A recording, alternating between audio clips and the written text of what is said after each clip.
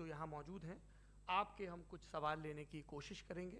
30 minute का वक्त हमने उसके लिए तय कर रखा है। इस तरह से ये 2 घंटे की बहस पूरी होगी।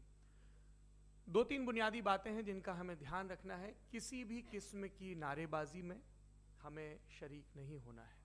ये हल्ला गुल्ला नहीं है, क्योंकि पूरी दुनिया देख रही है, तो एक नज़ीर कायम करनी है, एक उदाहरण लोगों के सामने रखना है कि पढ़े लिखे लोग इत्तेफाकी और नाइत्तेफाकी रखते हुए भी, एक दूसरे से सहमति और असहमति रखते हुए भी बात कह सकते हैं। यहाँ पर मेरे JNU के प्रोफेसर बैठे हैं, पुरुषोत्तम अग्रवाल जी, जिन्होंने हमें क्लास में सिखाया है कि सहमति का साहस और असहमति का विवेक, और इसका ठीक उलट भी, ये बड़ा ज़रूरी है। दूसरी बात, ये किसी एक धर्म के बारे में बहस नहीं है, ये बात सबको स्पष्ट होनी चाहिए। किसी धर्म को महान बताने या किसी धर्म को कमतर बताने की ये बहस नहीं है। तो यदि कोई इस उम्मीद से देख रहा है या यहाँ आया है, तो मैं आपको आश्वस्त करना चाहता हूं कि आपको नाउम्मीदी हाथ लगेगी। इस बहस में बहुत ज़्यादा धार्मिक प्रतीकों के इस्तेमाल को लेकर भी, ये दोनों लोग जो अभी आपको गंभीर दिख रहे हैं, भले लोग हैं, कल शाम को चाय पर मिले थे, बहुत हंसी मजाक भी इनके बीच हुआ था, और गलबैयाँ डालते हुए एक तस्वीर भी हुई थी। ये इस बात का प्रमाण है कि इंटरनेट पर जो हल्ला मचा हुआ है उसके मुकाबले ये दोनों लोग बहुत ही अच्छे शांत ढंग से बहस के लिए राजी हो गए हैं। ट्विटर की बातें ट्विटर तक सीमित, एलन मस्क आजकल उसको एक्स कहते हैं। और अब इस बहस की शुरुआत, मैं इन विद्वानों का, हालांकि इनको परिचय की जरूरत नहीं, पर हो सकता है, हमें पत्रकारिता में सिखाया जाता है कि नेवर अज्यूम, विज्ञान भी यही कहता है। मुफ्ती शमाइल नदवी साहब इस्लामिक विद्वान, शिक्षाविद हैं, कोलकाता के वाहियान फाउंडेशन के संस्थापक हैं, लखनऊ की प्रतिष्ठित दारुल उलूम नदवतुल उलमा से ग्रेजुएशन किया है, सोशल मीडिया और सार्वजनिक मंचों पर अध्यापन और बौद्धिक कामों में सक्रिय हैं, और इस समय इंटरनेशनल इस्लामिक यूनिवर्सिटी मलेशिया से PhD कर रहे हैं। अच्छी बात यह है कि पढ़ाई के साथ साथ ट्रैवल ब्लॉग भी बनाते हैं। पेट्रोनस टावर के सामने का ब्लॉग हमने देखा। हमारे साथ जावेद अख्तर साहब हैं। जावेद अख्तर साहब कवि हैं, शायर हैं, गद्य भी लिखते हैं, फिल्मों के लिए संवाद लिखे हैं, गीत लिखे हैं। इससे इतर ये वैज्ञानिक सोच को लेकर या अपने डिक्लेयर्ड एथिज्म को लेकर भी मुखर रहते हैं और अपने तहीं रैशनैलिटी की बात करते हैं। देवियों और सज्जनों, डज गॉड एग्जिस्ट? इस सवाल का जवाब सब अपने अपने तहीं खोजने की कोशिश कर रहे हैं। कोई इसको गॉड डैम पार्टिकल की खोज बताता है, कोई गॉड पार्टिकल की खोज बताता है, कोई हिग्स बोसान की खोज बताता है, कोई ये सवाल जवाब तलाशने की कोशिश करता है कि मास एग्जिस्टेंस में आखिर आया कैसे, हुआ क्या था, सृष्टि के पहले, समय के पहले क्या था। और कोई ये कहता है कि ये सारी खोजें जिस मस्तिष्क में हो रही हैं प्रकृति के क्रम में, वो कैसे विकसित हुआ। मैं उम्मीद करता हूं कि हम आज इन बुनियादी सवालों के कुछ जवाब हासिल करने में कामयाब हों। मैं सबसे पहले मंच पर आमंत्रित कर रहा हूं मुफ्ती शमाइल नदवी साहब को। आइए सर। जी,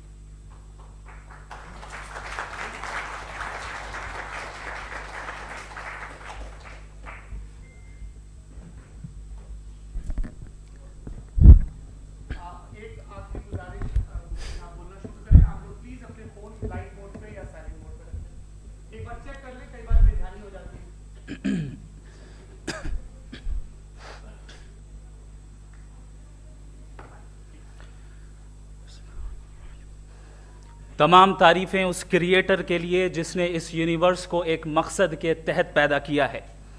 रिस्पेक्टेड जनाब जावेद अख्तर साहब, मिस्टर सौरभ द्विवेदी और respected audience, thank you all for being here today.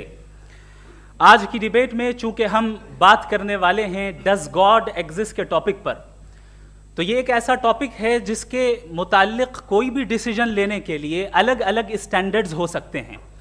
लिहाजा डिबेट के शुरू में ये ज़रूरी है कि हम ये जान लें कि आज के इस टॉपिक में कौन सा स्टैंडर्ड सही होगा और कौन सा गलत होगा। सबसे पहला स्टैंडर्ड जिसे मैं समझता हूं कि हमारे रिस्पेक्टेड जनाब जावेद अख्तर साहब बड़ी तेज़ी के साथ उसकी तरफ लपकेंगे, वो है साइंस। जबकि साइंस दर हकीकत खुदा के एग्जिस्टेंस को डायरेक्टली साबित करने या उसके एग्जिस्टेंस को डिनाई करने के लिए स्टैंडर्ड नहीं बन सकती। और उसकी वजह क्या है, ये मैं नहीं कह रहा, ये वो लोग कह रहे हैं जो साइंस के एक्सपर्ट्स हैं। नेशनल एकेडमी ऑफ साइंस कहती है science doesn't have the processes to prove or disprove the existence of God. Why? क्योंकि साइंस का ताल्लुक एम्पेरिकल एविडेंस से है, और एम्पेरिकल एविडेंसेस का ताल्लुक हमारे नेचुरल और फिजिकल वर्ल्ड से है, जबकि गॉड नॉन फिजिकल और सुपर नेचुरल रियलिटी है। लिहाजा नॉन फिजिकल रियलिटी को आप उस टूल के साथ नहीं चेक कर सकते जिसका काम फिजिकल रियलिटी को तलाश करना है। लिहाजा आज इस डिबेट में गॉड की एग्जिस्टेंस को साबित करने या उसे डिनाई करने में साइंटिफिक एविडेंस को एक्सेप्ट नहीं किया जाएगा। दूसरा स्टैंडर्ड हो सकता है रेविलेशन, कि रेविलेशन के जरिए हम यह साबित करें कि गॉड एग्जिस्ट करता है या नहीं।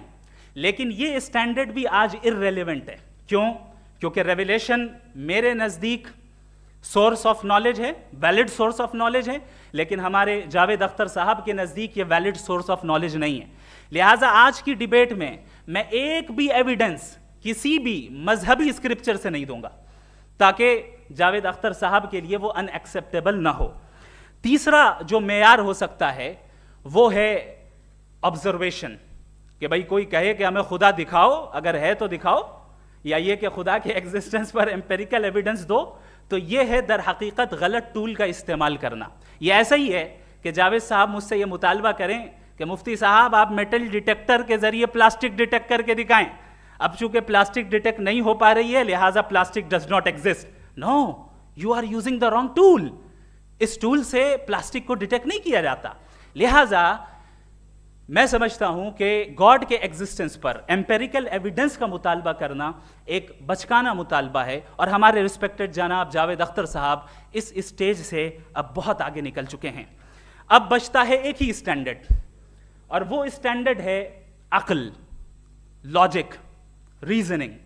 और यही वो स्टैंडर्ड है जिसके तहत गॉड की एग्जिस्टेंस को साबित किया जाएगा या गॉड की एग्जिस्टेंस को डिनाई किया जाएगा।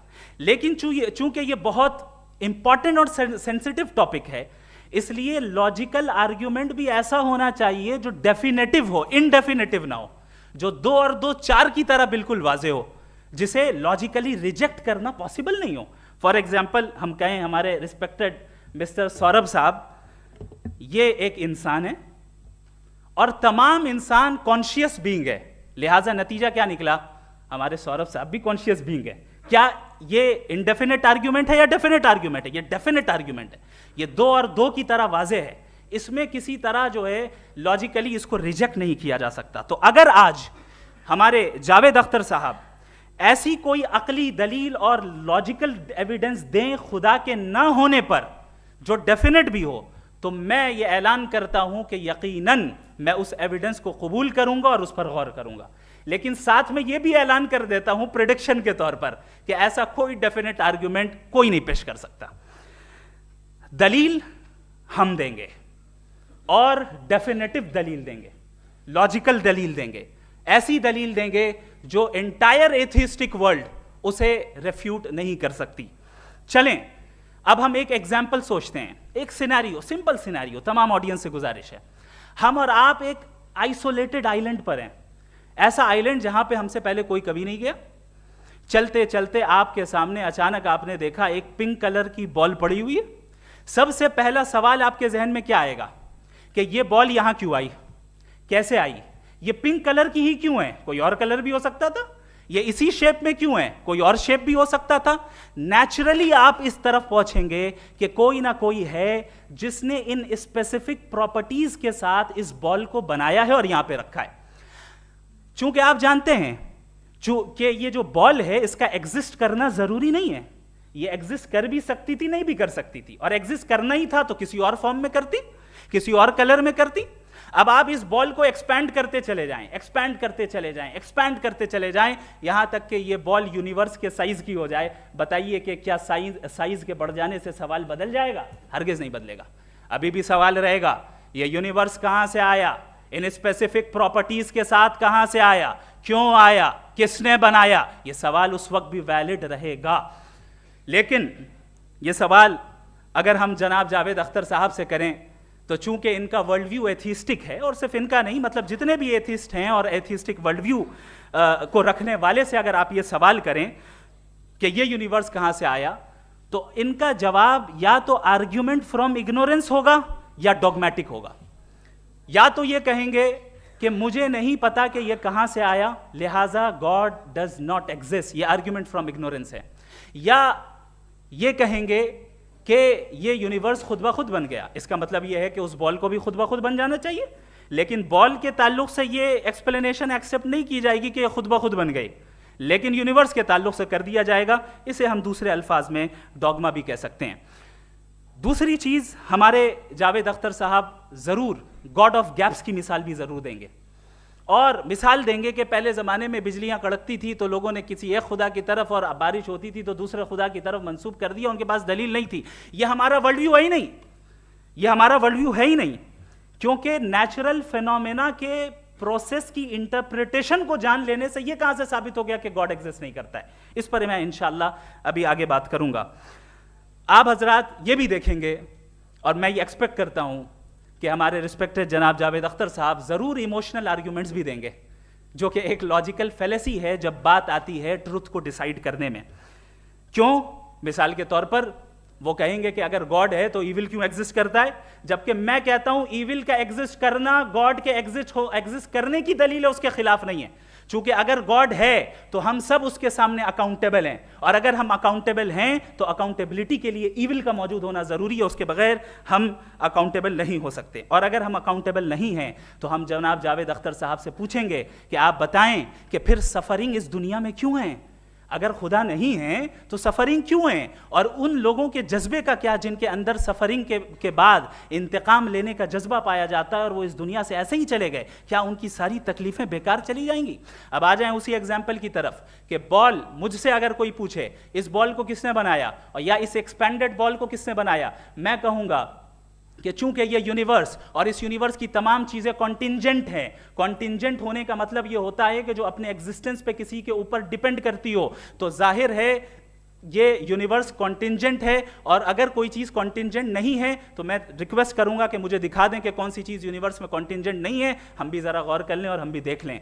और जब कॉन्टिंजेंट चीजें मौजूद हैं तो फिलोसोफर्स की इस्तिलाह के मुताबिक, हम उस टर्मिनोलॉजी के मुताबिक हम उस जगह तक पहुंचते हैं और उस हस्ती तक पहुंचते हैं जिसे नेसेसरी बीइंग कहा जाता है, कि ये वो नेसेसरी बीइंग है जिसका मौजूद ना होना नामुमकिन हो। चूंकि अगर ये मौजूद ना हो तो सारी चीजें एग्जिस्टेंस में आएंगी ही नहीं, और ये सारी कॉन्टिंजेंट चीजें उसी के ऊपर डिपेंड करती हैं। अब अगर आप ये सवाल करते हैं कि फिर उस हस्ती को किसने बनाया, फिर उसका कॉज क्या है, फिर उसका कॉज क्या है, फिर उसका कॉज क्या है, और एंडलेसली चले जाएं, इसे हम कहते हैं इन्फिनिट रिग्रेस ऑफ कॉजेज, जो कि लॉजिकल फेलेसी है। कॉन्सेप्चुअली इन्फिनिटी पॉसिबल है। मिसाल के तौर पे न्यूमेरिकल्स 1 2 3 गिनते चले जाएं, इन्फिनिट नंबर्स हैं। मैं कॉन्सेप्चुअली बात नहीं कर रहा, प्रैक्टिकली रियलिटी में साबित करके दिखाएं कि infinite regress of causes possible हैं या नहीं। अगर पॉसिबल हैं तो हम मान लेंगे, मिसाल दे दें, और पॉसिबल नहीं है तो एक ही ऑप्शन बचता है जिसे हम कहते हैं नेसेसरी बीइंग। ऐसी नेसेसरी बीइंग जो इंडिपेंडेंट है, क्योंकि अगर वो डिपेंडेंट हुई तो वो नेसेसरी नहीं रहेगी। ऐसी इंडिपेंडेंट बीइंग जो इटर्नल है, अगर वो इटर्नल नहीं होगी, उसकी बिगिनिंग होगी तो वो खुद कॉन्टिंजेंट है। ऐसी बीइंग जो पावरफुल है, क्योंकि कॉन्टिंजेंट को एक्चुअलाइज करने के लिए पावर चाहिए। ऐसी बीइंग जो इंटेलिजेंट है और नॉलेजेबल है, क्योंकि ये यूनिवर्स स्पेसिफिक फॉर्म और स्पेसिफिक लॉज ऑफ नेचर के तहत प्रिसाइजली चल रहा है। Thank you. थैंक यू मुफ्ती साहब। मैं इन दलीलों के बाद जावेद अख्तर साहब से गुजारिश करूंगा, आप बैठ के बोलना चाहेंगे या वहां? जी।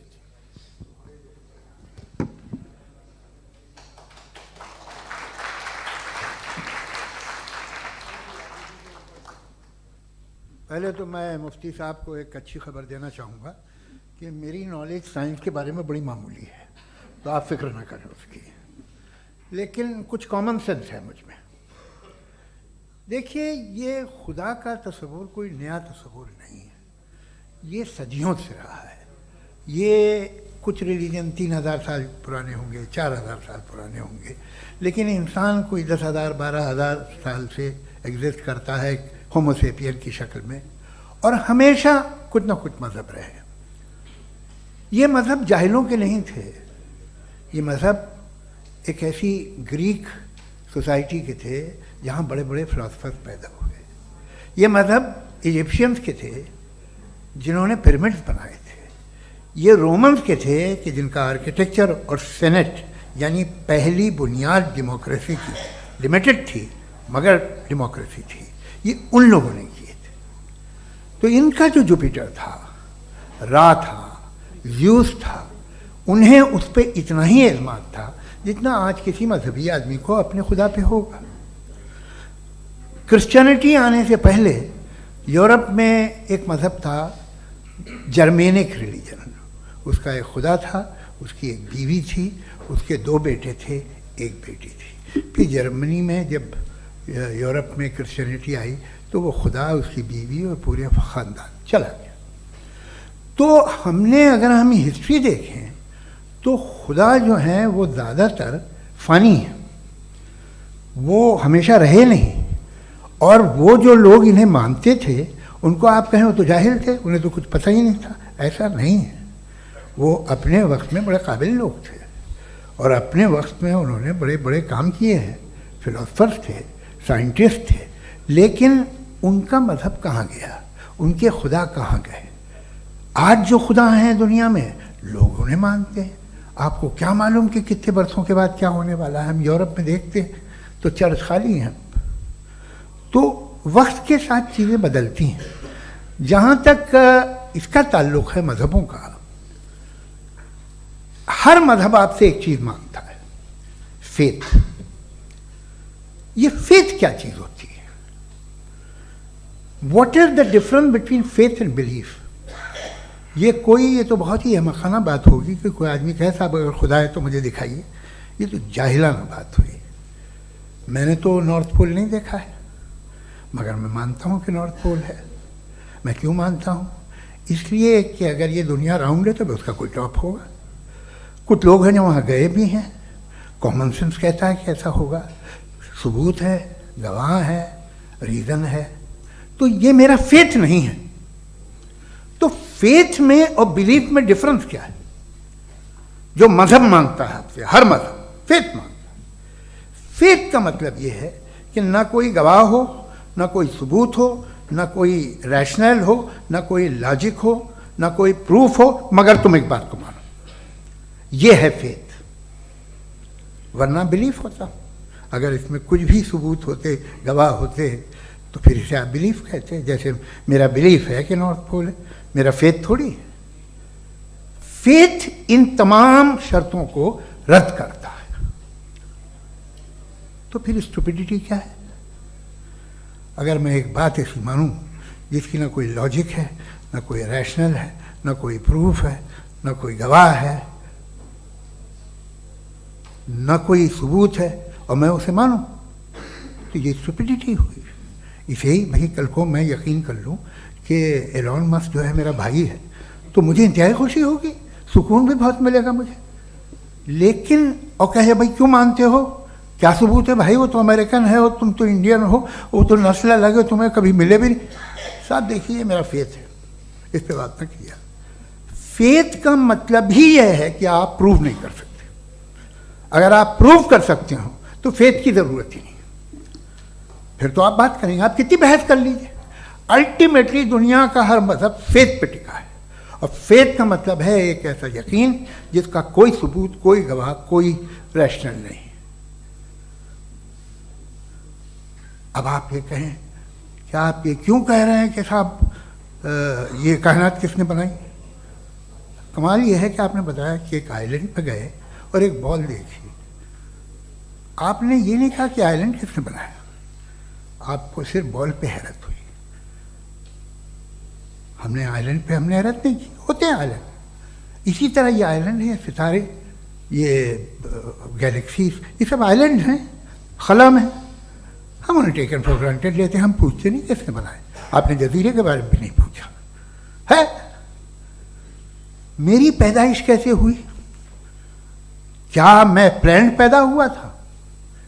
आई was plan to be born, या एक लकी स्पर्म था जो किसी एक से चिपक गया?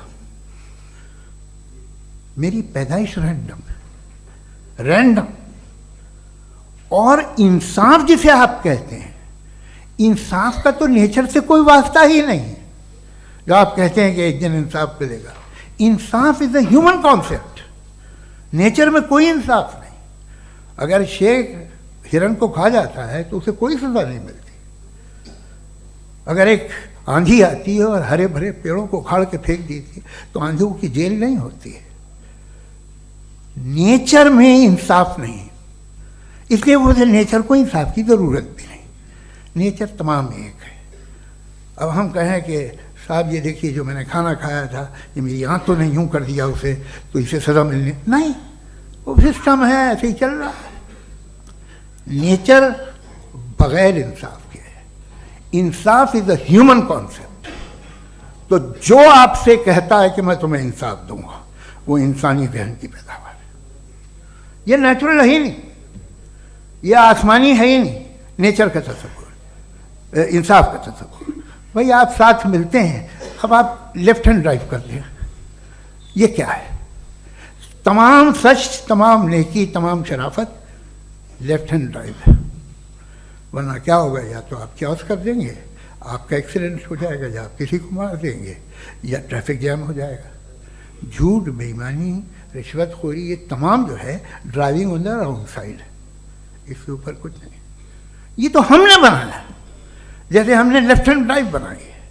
ये कॉन्सेप्ट ऑफ इंसाफ जो है ये हमारा है, इसका नेचर से कोई वास्ता नहीं। शेर खा जाता है हिरन को, उसे जेल होती है क्या? कुछ भी नहीं, है ही नहीं। तो ये जो दुनिया के रिलीजन प्रॉमिस करते हैं आपसे इंसाफ, इसी से मालूम होता है कि ये मैन मेड है। ये तसव्वुर कहीं और का है ही नहीं। जो नेचर है, कुछ लोग कहते हैं नेचर ही खुदा है, तो नेचर में तो इंसाफ नहीं कहीं। और आप वादा कर रहे हैं कि तुम्हें मरने के बाद इंसाफ मिलेगा।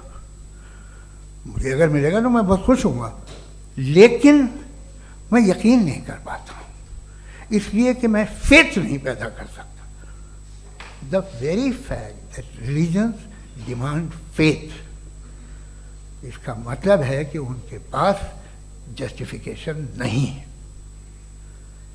अच्छा था, फिर रिलीजन अगर मॉडरेशन में है, कोई सा भी नहीं, वो आप में कुछ खूबियाँ भी पैदा करता होगा, देखिए उससे ये फ़ायदा है, वो फ़ायदा है। अल्कोहल जो है वो ज़्यादातर दवाओं में यूज़ होती है, और एक सर्वे किया गया था अमेरिका में कि लॉन्जिटिविटी किन लोगों की है। तो एक तरफ वो लोग थे जो शराब पीते ही नहीं थे, और एक तरफ वो थे जो एक बोतल शराब रोज़ पीते थे। सबसे ज़्यादा लंबी उम्र उनकी है जो 2 पैक नाप के शराब पीते और खाना खाते हैं। मगर हम शराब को बुरा समझते हैं, मैं भी बुरा समझता हूँ। क्यों? ऐसा होता नहीं। कुछ चीज़ों में आदत होती है कि वो बढ़ती है। आज तक में एक आदमी दूध पीता है, आप 10 साल बाद भी मिलेंगे तो एक ही गिलास पीता होगा। ऐसा नहीं होता, सुबह से दूध पीता रहता है। मिल्कोहलिक मैंने नहीं देखे, अल्कोहलिक होते हैं। ये टेंडेंसी है मजहब की कि वो बढ़ता है, जैसे कैंसर बढ़ता है, जैसे शराब बढ़ती है। कुछ लोग होंगे जो उसे सही तरह से यूज़ करते हैं। मुझे यकीन है कि हमारे मुफ्ती साहब भी उनमें से एक हैं, इनसे बहुत खुशी हुई मुझे इनसे मिलकर। लेकिन कितने लोग हैं कि आज आप देखते हैं दुनिया में जो तबाहियाँ हैं, इनमें कितना हाथ है उन लोगों का जो बिलीवर कहते था मजहब ये नहीं कहता, ना कहता होगा, मगर जब ये मजहब पीते हैं तो ऐसे बिहेव करते हैं। थोड़ा सा अगर हो तो शायद बहुत अच्छी बात, लेकिन शराब थोड़ी सी नहीं रहती, उसमें टेंडेंसी है पहले। थोड़ा सा अगर 2-3 कैंसर के सेल हो ना बॉडी में तो आदमी स्लिम रहेगा, लेकिन वो 2-3 सेल नहीं रहते, वो मल्टीप्लाई होते हैं। जावेद साहब टाइम पूरा हो गया। टाइम हो गया तो बस बात खत्म हो गई। अच्छा, मुझे कुछ और कहने को था भी नहीं। जी, मैं पहले जवाबी दौर के लिए इनवाइट कर रहा हूं मुफ्ती साहब को। Your rebuttal round 1, you have 7 minutes.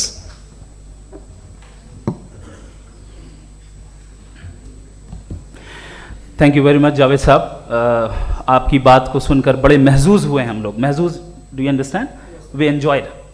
Okay, अब थोड़ा सा लॉजिकली उसको हम लोग देखते हैं। दरअसल हम लोगों ने कल गुजारिश की थी मुफ्ती साहब से भी, जावेद साहब से भी, कि हिंदुस्तानी ज़बान आम फहम सबको समझ में आ जाए और जहाँ कहीं आप मुश्किल शब्द इस्तेमाल करें वहाँ बताते भी चलें। Thank you. तो सबसे पहले हमारे रिस्पेक्टेड जावेद साहब ने हवाला दिया कि खुदा फ़ानी है, कितने मजहब आगे चले गए, किसी ने जुपिटर को खुदा माना, किसी ने किसी को माना। मैं कहता हूँ जिसने कॉन्टिंजेंट चीज़ को खुदा माना, गलत माना, वो खुदा ही नहीं, वो खुदा ही नहीं है।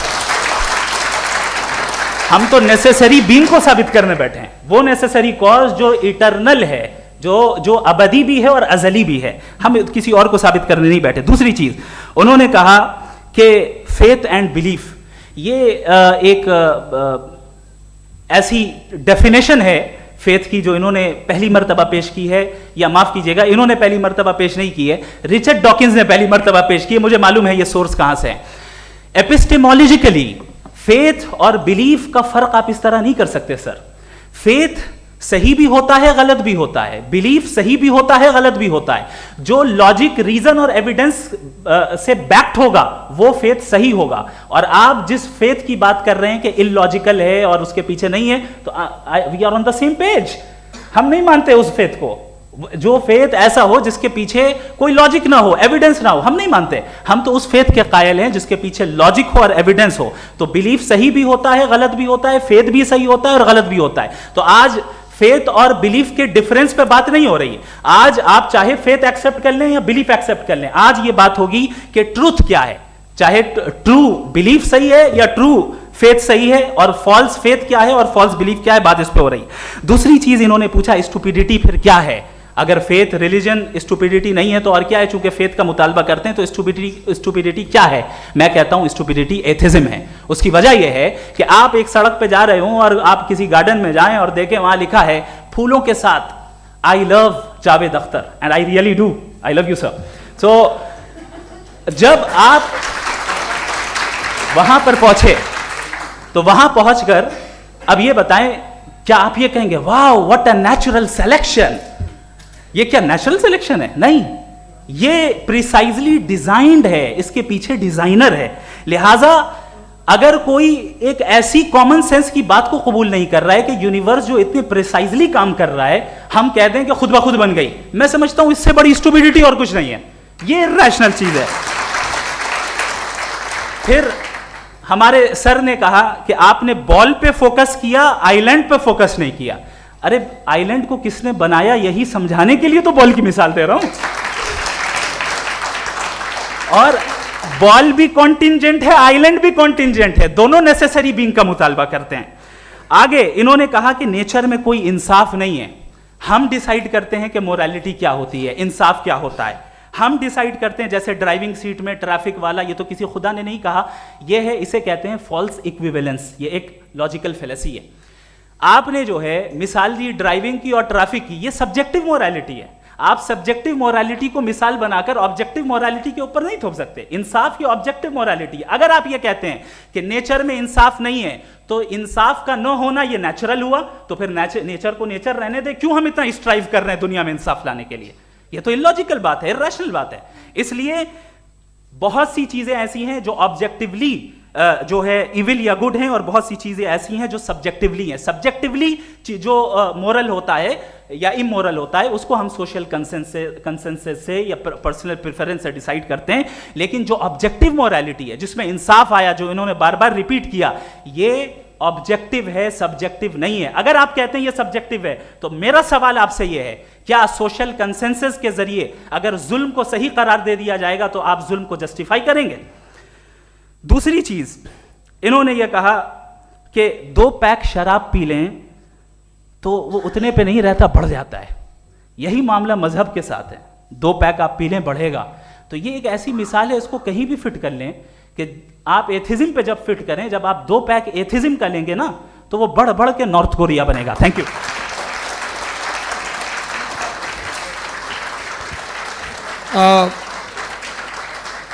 फर्स्ट राउंड के रिबटल के लिए मैं जावेद साहब को इनवाइट कर रहा हूं। आपके पास 7 मिनट का वक्त है, रीसेट कर दीजिएगा प्लीज। मुझे इस बात की खुशी है कि मुफ्ती साहब ने भी मान लिया कि नेचर में कोई इंसाफ नहीं है। तो कोई भी चीज़ जो इंसान ने नहीं बनाई है उसमें इंसाफ नहीं होता है। एक बात मैं आपसे अर्ज करूँ, जरा पता लगा लीजिएगा, ये जो आप बाग में जाते हैं बेहद खूबसूरत फूल देखते हैं ना, इनमें से कोई नेचुरल नहीं है। ये सारे फूल क्रॉस करके बनाए गए हैं। जो जंगल में फूल होते हैं निहायत मामूली होते हैं, ये फूल इंसानों ने बनाए हैं। जो आप बाग में देख के वाह वाह कहते हैं, ये इंसानों के बनाए हुए हैं। डिफरेंट फूलों को क्रॉस करके, डेवलप करके, फिर क्रॉस करके इस तरह से बनाए गए। नेचुरल फ्लावर नहीं। किसी जंगल वीरान में जाके आप गुलाब के फूल नहीं देखेंगे। ये सब बनाए हुए इंसान ने, बहुत से काम इंसान ने किए हैं। बाकी है कि आपने मेरी एक बात का जवाब नहीं दिया, जिससे मुझे शिकायत है कि फेथ क्या है और आप फेथ मांगते क्यों हैं मुझसे? आप तो लॉजिकल हैं, आपके पास तो सारे रैशनल्स हैं, आपके पास सारे सबूत हैं, तो आपको फेथ की डिमांड क्यों करते हैं कि भाई तुम सरेंडर कर दो और सवाल मत करो? कोई मजहब सारे सवाल करने की इजाजत नहीं देता है और मना करता है कि ज़्यादा सवाल ना करो, बह जाओगे तुम। आप क्यों रोकते हैं? हकीकत यह है कि इंसानी तारीख क्या है। इंसानी तारीख ये है कि दुनिया में दो तरह के लोग हुए हैं। एक वो जिन्होंने अपनी लाइल्मी की परस्तिश की है, दूसरे वो जिन्होंने अपनी इग्नोरेंस या लाइल्मी से झगड़ा किया है और मालूम किया है कि क्या है। ये जो आप कह रहे हैं, आज आप हैरान हैं कि भाई ये यूनिवर्स कैसे बनी। लोग हैरान थे कि सूरज डूबता है तो इधर से कैसे निकलता है। और आप एक कदम जाके हमेशा का मानने को तैयार है, एक कदम पीछे ही मान जाइए। भाई आप इसके बाद जाते हो, कहते सवाल ना करना कि ये कहाँ से आया, ये पावर तो हमेशा से हमेशा रहेगी। तो आप यूनिवर्स के बारे में मानने में क्या तकलीफ है? एक कदम पहले रुक जाइए। ये हमेशा से थी या नहीं थी, हमें मालूम नहीं है। और ये कहना कि हमें मालूम नहीं है, कमाल ये है कि दुनिया के सारे मजहब सब जानते हैं ये दुनिया कैसे बनी थी, कैसे मिटेगी, मरने के बाद क्या होगा, इनको सब इल्म है। इनको किसी को डायनासोर होते थे पहले ये नहीं पता था, किसी को नहीं पता। किसी भी दुनिया की मजहबी किताब में डायनासोर का जिक्र नहीं है। लेकिन बाकी सब बातें, how to make universe in 4 easy lessons and बाकी सब पता है। जिसको सब पता है वो गड़बड़ है। हम में ये इंकिसार, ये ह्यूमिलिटी होनी चाहिए कि हम ये कहें कि हमें ये बहुत सारी बातें नहीं मालूम, लेकिन हम उनकी परस्तिश ना करना, अपनी लाइल्मी को की परस्तिश ना करें, हम उसे पता लगाने की कोशिश करें। जिस दुनिया में आप बैठे हैं सर, ये हॉल जो है, ये इलेक्ट्रिसिटी जो है, ये माइक जो है, जिस हवाई जहाज से आप आए थे, वो जिस कार से आप यहाँ आए हैं, ये सब उन लोगों की बनाई हुई है जिन्होंने सवाल किए थे। ये दुनिया जिसमें आप आज आराम से हैं, ये उन लोगों की बनाई है कि जिन्होंने सवाल किए थे। और हर स्टेज पे इन सवालों को मकरूह कहा गया था, गलत कहा गया था। आप ज़रा तारीख पढ़िए, एक बड़ी दिलचस्प किताब है बर्ट्रैंड रसेल की, जिसमें उसने रिलीजन एंड साइंस कि कब से रिलीजन जो है साइंस के अगेंस्ट है। और हद तो ये है कि भाप के इंजन के खिलाफ थे, स्टीम इंजन के भी खिलाफ थे, और फतवे हुए उन पर, वेटिकन ने दिए। तो ये हमेशा, अभी जैसे ही ये राइट विंगर आते हैं अमेरिका में पावर में, तो वो जो अपना ये क्या बोलते हैं उसे, सीड क्या बोलते हैं, सीड क्या जो, हाँ नहीं सीड जो होते हैं जिन पे जी नहीं भाई, वो जो ह्यूमन बॉडी के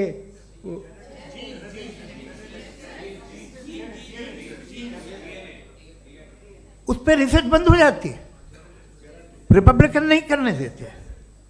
अरे भाई इतना डर क्या है तुम्हें?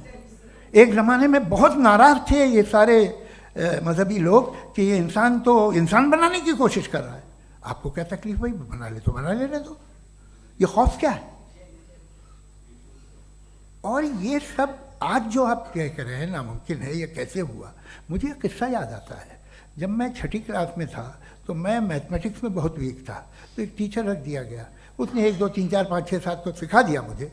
वो दिन मैं भूल नहीं सकता हूँ मुफ्ती साहब, जिस दिन उसने ये बताया कि 1/2 क्या होता है और 3/4 क्या होता है।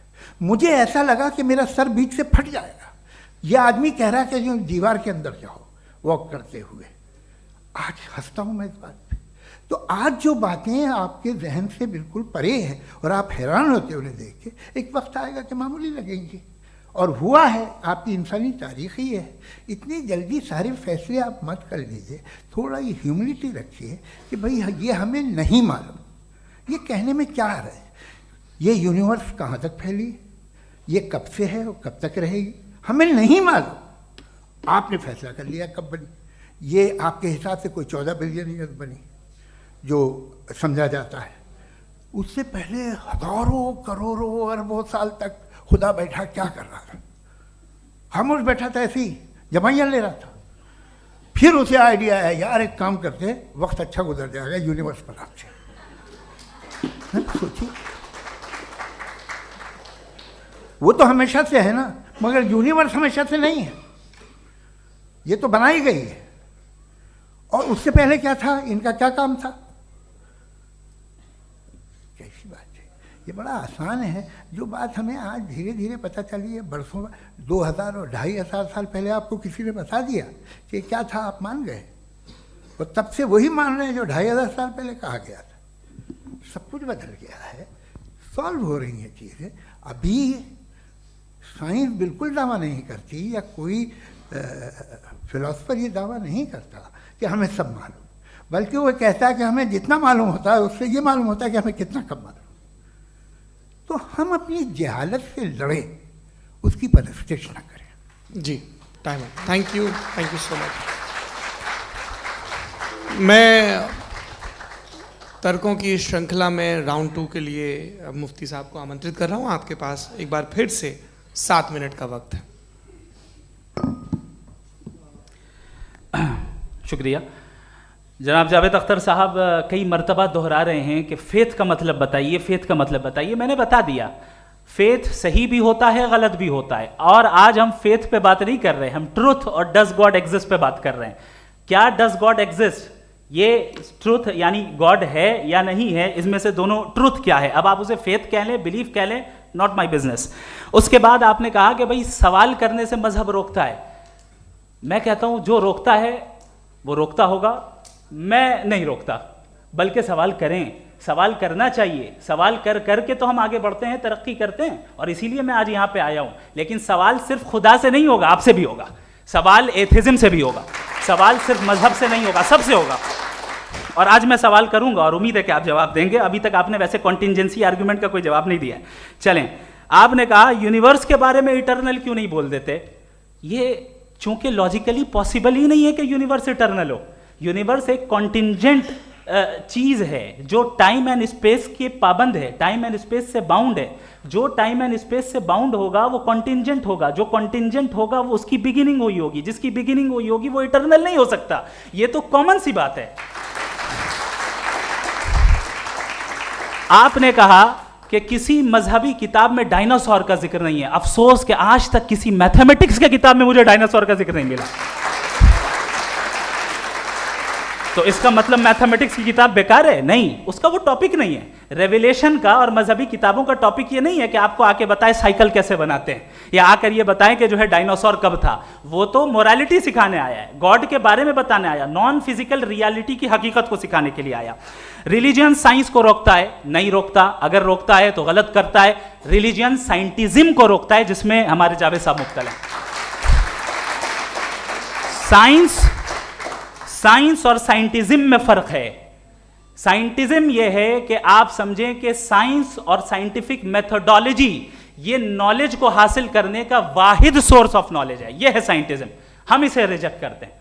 हम साइंस को तो तरक्की करते हैं, भाई आप हमारी पूरी तारीख कर लें, पढ़ लें तो आपको पता चल जाएगा। बहरहाल ये अलग टॉपिक है। उसके बाद इन्होंने एक लफ्ज़ कहा, वेटिकन ने फतवा दिया। वेटिकन का फतवे से कोई ताल्लुक नहीं है, दोनों कॉन्ट्राडिक्टरी अल्फाज हैं। उसके बाद उन्होंने कहा कि भाई हमें नहीं मालूम।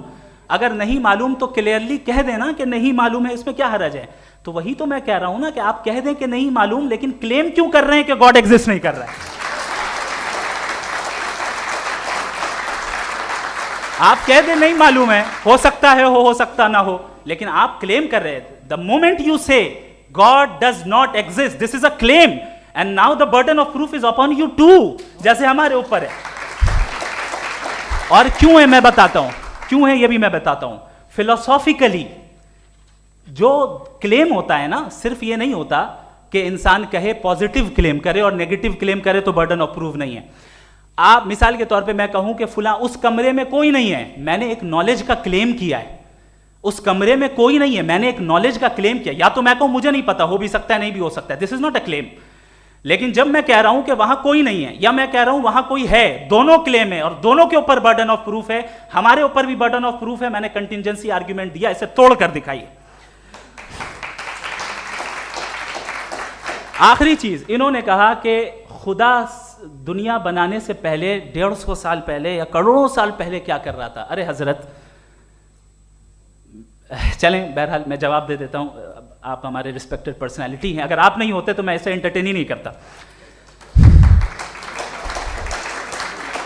टाइम, ये 100 साल पहले या 100 साल बाद, पहले बाद में अभी, ये वो अल्फाज हैं जिनका ताल्लुक टाइम से है।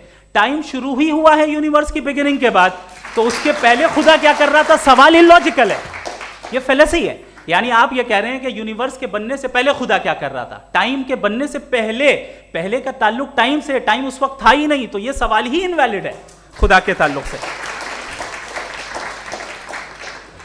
दूसरी चीज, आर्ग्यूमेंट ऑफ कंटिजेंसी जो मैंने आपके सामने पेश की है, आपने बार बार ये प्रूफ किया और ये कह रहे हैं कि गॉड ऑफ गैप्स। देखिए पहले नहीं मालूम था, साइंस ने कर दिया। सिंपल की मिसाल से मैं समझा देता हूं। जिस गैप्स की आप बात कर रहे हैं ना, साइंस उन गैप्स को जिन चीज के जरिए भी प्रूव करेगा वो कॉन्टिंजेंट ही होगा, अब चाहे वो फोर्स हो, मैटर हो या एनर्जी हो। लिहाजा सवाल हमारा उस वक्त भी वैलिड होगा जब तक कि आप नेसेसरी बीइंग पे ना आ जाएं, और इन्फिनिट रिगरेस पॉसिबल नहीं है of causes in practical world, तो जाहिर है कहीं रुकना पड़ेगा, जहां रुकेंगे वही खुदा है। दूसरी चीज, आपने ये कहा, क्या कह रहा था मैं, किस पॉइंट को? What? Oh no, after that. Just now. हाँ, जहां रुकेंगे वही खुदा है। बहरहाल, तो टाइम का जिक्र हो गया, गॉड ऑफ गैप, सॉरी, या इसकी एक मिसाल आप ले लें। एक कार है, एक साहब ने देखा कि भाई कार जो है उसके व्हील्स कितने अच्छे लगे हुए हैं सही जगह पे, स्टीयरिंग जो है कितने अच्छे जगह पे लगी हुई है, और सीट्स कितने वेल डिजाइंड है, कितनी प्रिसाइजली ये कार काम कर रही है, तो जरूर कोई ना कोई इसे क्रिएट किया है, किसी ने क्रिएट किया है। अब जावेद साहब आए और कहे अरे जनाब बोनेट खोलिए, इसमें इंजन है, इंजन इस कार को चला रहा है, hence prove no one has created the car. This is illogical, this is irrational. आपने इंजन के जरिए उस गैप को तो साबित किया, लेकिन क्या उससे कार की जो क्रिएशन है और उसका जो क्रिएटर है ये इम्पॉसिबल हो जाए, ऐसा पॉसिबल है? उसका सवाल खत्म हो जाए, ऐसा पॉसिबल है? नहीं। आपने गैप्स को फिल करके, कॉन्टिंजेंट चीजों से गैप्स को फिल करके हमारे ऑब्जर्वेशन को और ब्रॉड कर दिया। अब हमें और पता चल गया कि ये जो कार है इसका सिस्टम कितना ज्यादा कॉम्प्लेक्स है। पहले कम समझते थे, अब कॉम्प्लेक्सिटी और ज्यादा वाजे हो गई। अब हमें समझ में आ रहा है कि हमारी सर्टेनिटी और बढ़ गई कि जरूर इस कार को किसी ना किसी ने बनाया। यही मामला यूनिवर्स का है। साइंस हमेशा फिजिकल वर्ल्ड की चीजों को ही फिल करती जाएगी और फिजिकल चीजों से ही करती जाएगी, चूंकि एम्पेरिकल एविडेंस का ताल्लुक फिजिकल वर्ल्ड से है। आप साइंस के जरिए मेटाफिजिकल रियलिटी को कभी साबित नहीं कर सकते। ये रॉन्ग टूल का इस्तेमाल करना है। ये वही काम है कि आप मेटल डिटेक्टर से प्लास्टिक डिटेक्टर करने चलें, जो कि जाहिर है सही नहीं है। Thank you.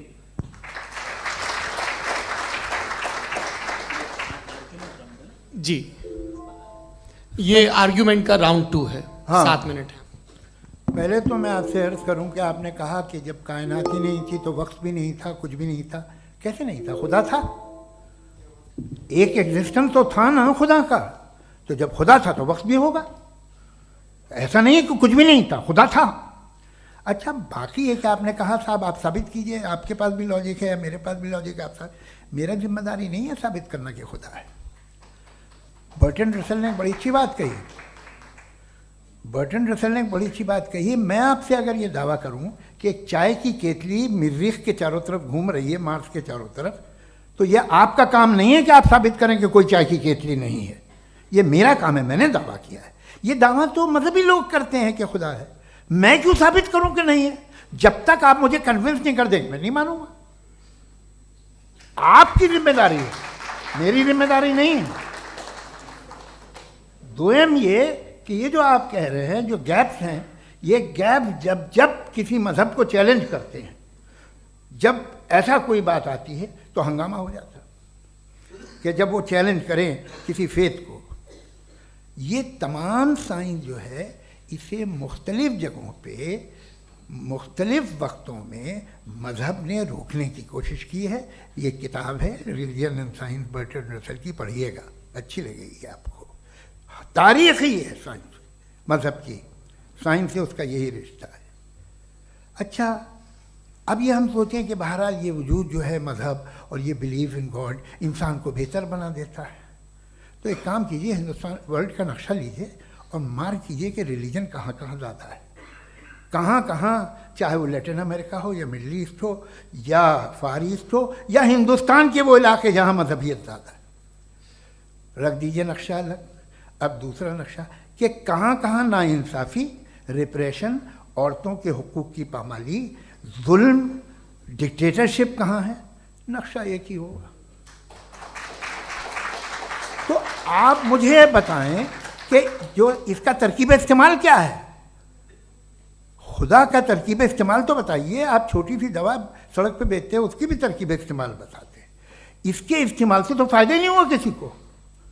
जो सारे के सारे ख़राब मुल्क हैं, ख़राब समाज है, वो सारे जुल्म खुदा के नाम पे करते हैं। वो गलत करते हैं, सही करते हैं, मुझे क्या लेना देना उससे। इस्तेमाल से मालूम होता ना। एक विस्की की बोतल कभी शायद देखी हो आपने, लाल रंग की होती है, उस पर रोशनी और छपड़ा इंतहाई खूबसूरत लगती है, क्या बिगाड़ रही है किसी का? उसका इस्तेमाल गलत है, इसलिए आप उसे नापसंद करते हैं। इसका इस्तेमाल गलत है, इस तसव्वुर का इस्तेमाल ही गलत है और हमेशा से गलत हुआ है। आप देख लीजिए, इंसानी तारीख देख लीजिए, आज देख लीजिए, हिंदुस्तान देखिए, दुनिया देख लीजिए क्या हो रहा है। इसे कैसे इस्तेमाल कर रहे हैं फेथ वाले लोग? क्या फेयर हैं, जस्ट हैं, जो अपने खुदाओं पे यकीन रखते हैं? वो किस तरह के लोग हैं? वो लोगों को इंसाफ देते हैं, वो बेहतर इंसान बने। तो इस दवा का फ़ायदा क्या है? चलो बहुत फ़ायदा हो रहा तो मैं इस्तेमाल कर लूँगा, मैं मुझे तो इस दवा का कोई फ़ायदा दिखता ही नहीं।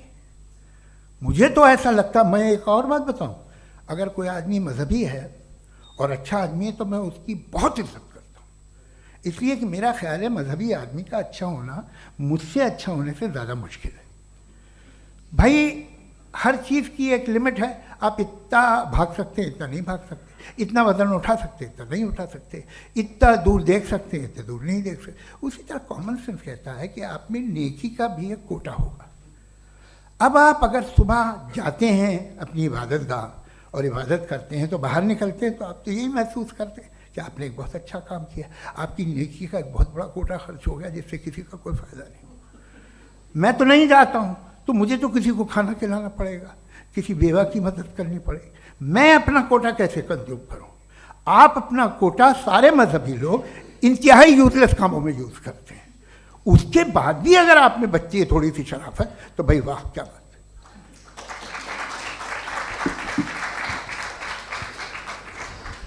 एक तो मुझे ये बात बहुत अच्छी लग रही है कि दोनों ही विद्वान समय को मानते हैं और बहुत समय से अपनी दलीलें और बाज़ दफ़ा समय से पहले अपनी तकरीरें पूरी करके अपनी अपनी कुर्सी पर बैठ रहे हैं। ये इस आर्ग्यूमेंट का राउंड 2 पूरा हुआ। अब रिबटल का राउंड 2 है और उसके बाद क्रॉस एग्जामिनेशन होगा। नहीं, आपका आर्ग्यूमेंट हो गया सर। हमारे यहाँ स्कूल के सिलेबस में पंच परमेश्वर कहानी पढ़ाई जाती है, प्रेमचंद जी की लिखी हुई। आप निश्चिंत रहिए, आपके कोई राउंड में मिस नहीं होने दूंगा। रिबटल का राउंड 2 मुफ्ती शमाइल नदवी साहब।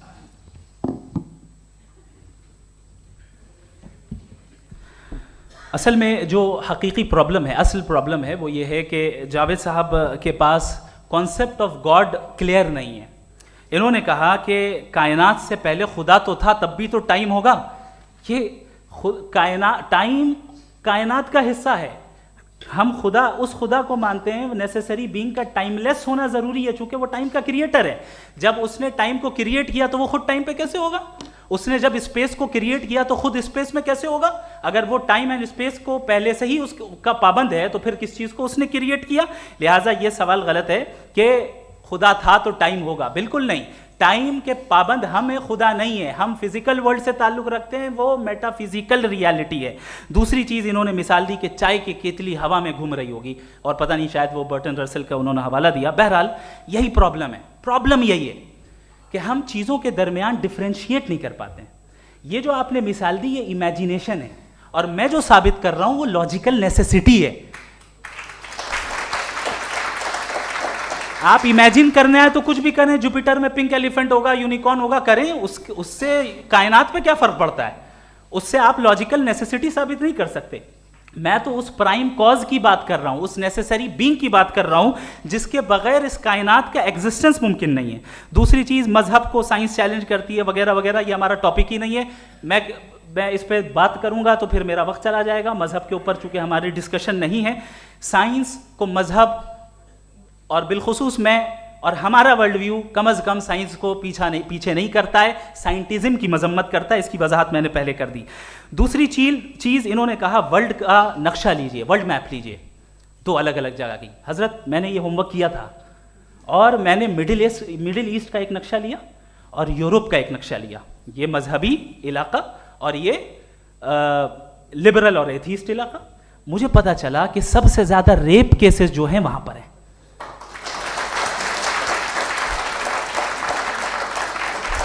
मुझे ये पता चला यूएन की रिपोर्ट के मुताबिक, मैं ये अपने घर से नहीं लेके आ रहा, कि जो वर्किंग वुमेन है यूरोपियन कंट्रीज में, उसमें 81% वुमेन सेक्सुअल हैरेसमेंट का वर्क में शुमार हो रही है। ये मिडिल ईस्ट में नहीं हो रहा है, वो मजहबी लोग हैं इसलिए नहीं हो रहा है। दूसरी चीज, आपने ये कहा कि मजहबी आदमी का अच्छा होना हमारे अच्छे होने से बहुत मुश्किल है, बहुत मुश्किल है। तो इसका मतलब यह है कि गॉड के अलावा आपके पास अच्छे और बुरे का कोई स्टैंडर्ड है। मैं चाहूंगा कि कन्वर्सेशनल स्टाइल वाली डिस्कशन और सेगमेंट पे इसी पे बात कर लेते हैं। Thank you very much.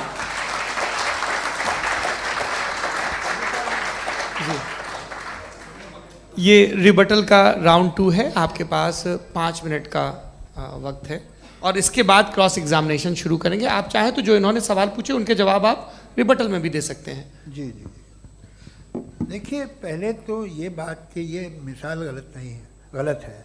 इन्होंने पहले ही हमको डिसार्म कर दिया, कह लिया अकल से मामला सॉल्व नहीं हो सकता, लॉजिक से आप पहुंच नहीं सकते। ये एक मेटाफिजिकल चीज़ है। मेटाफिजिकल अजीब सा लफ्ज़ है, ठीक से किसी को माने नहीं मालूम इसके, तो ऐसा लगता है कुछ बड़ी चीज़ है। अरे भाई क्या होता है मेटाफिजिकल, बताओ, खड़ी हो। ये एक लफ्ज़ है जो कहीं भी इस्तेमाल हो जाता है। जब आप एक बात कर रहे हैं और आप मुझसे बहस कर रहे हैं तो मुझे मेटाफिजिकल मत बताइए, आप लॉजिकली मुझे प्रूव किए। और अगर लॉजिकली आप नहीं बात करते साहब ये मेटाफिजिकल है, तो फिर हम आप बात क्या कर रहे हैं? मेरा आपका किस ज़बान में कॉन्वर्सेशन होगा? और ये कहना कि वक्त पहले नहीं था, तो फिर क्यों कहते हैं ये हमेशा से और हमेशा रहेगा? हमेशा वक्त है, तो आप कैसे कहते हैं वो हमेशा से है और हमेशा रहेगा? हमेशा का मतलब है कोई वक्त, अगर वक्त ही नहीं है तो हमेशा कैसे? बाहर वो रहेगा। अब मैं ये देखता हूँ, आपने कहा ना कि वहाँ रेप ज़्यादा होते हैं, तो हम एक बात देखते हैं कि दुनिया जिस पे वो कादर मुतलक है, जिसकी मर्ज़ी के बगैर पत्ता भी नहीं हिलता, ओमनीपोटेंट है, ये दुनिया चल कैसे रही है? और इस दुनिया का हाल क्या है? 45,000 बच्चे जो 10 साल की उम्र से कम थे वो गाजा में मरे। भूख से काला हांडी में बच्चे मरते हैं और डिप्थेरिया से मरते हैं। डिप्थेरिया अजीब मर्ज है, गले में जाली बनना शुरू होती है, बच्चा नीला हो जाता है, गरीब का बच्चा, इसलिए कि उपास इलाज नहीं। ये कादर मुतलक है, जो चाहे कर दे। इससे आप दुआएं मांगते हैं हमारी ये काम कर दे वो कर दे, तो इसका मतलब डे टू डे लाइफ में वो इंटरफेयर करता है और ये देख रहा है वो। अगर वो वाकई भी है फॉर डिस्कशन सेक, तो मैं जब दुनिया देखता हूँ तो मेरे दिल में उसके लिए कोई इज्जत नहीं पैदा होती। ये क्या कर रहे हो तुम पूरे ऑल पावरफुल हो, ओमनीपोटेंट हो, ओमनी प्रेजेंट हो। तुम तो वहाँ गाजा में रहे होगे ना, तुम हर जगह हो। तुम देख रहे थे कि बच्चे की कैसे धज्जियाँ उड़ रही, तुम देख रहे थे और तुम चाहते हो मैं तुम्हारी परस्तिश करूँगा, तुम हो भी। अरे यार, इससे अच्छे तो हमारे चीफ प्राइम मिनिस्टर हैं, कुछ तो ख्याल करते हैं। कमाल है, आप किसकी इबादत कर रहे हैं? अगर वो है भी, ये दुनिया नाइंसाफी से, जुल्म से, जबर से, तशद्दुद से भरी हुई। और आप ये मत कहिएगा कि वो देख रहा है और वो बताएगा एक दिन। अगर वो देख रहा है और इंटरफेयर नहीं करता तो आप दुआ क्यों मांगते? आप कहते हैं मेरा ये काम करा दे, इसके मतलब है वो दखल दे सकता है, वो आपको नौकरी दिलवा सकता है, भले दूसरे आदमी को न मिले, मगर आपका काम कर देगा चूंकि आपने दुआ मांगी है। तो जब वो आपको नौकरी दिला सकता है, लड़की की शादी कर सकता है, बेटे को ग्रीन कार्ड दिलवा सकता है, तो कम से कम ये जो मर रहे हैं बच्चे, इनको रोक दे, कुछ तो करे। मुझे तो दुनिया में, इस दुनिया का कोई मालिक है, इसका ओमनीपोटेंट कोई रूलर है, और ये दुनिया ऐसी चल रही है। मैं तो चाहूँगा कि भाई ना हो, अगर हो तो बड़ी शर्मिंदगी की बात है। शुक्रिया।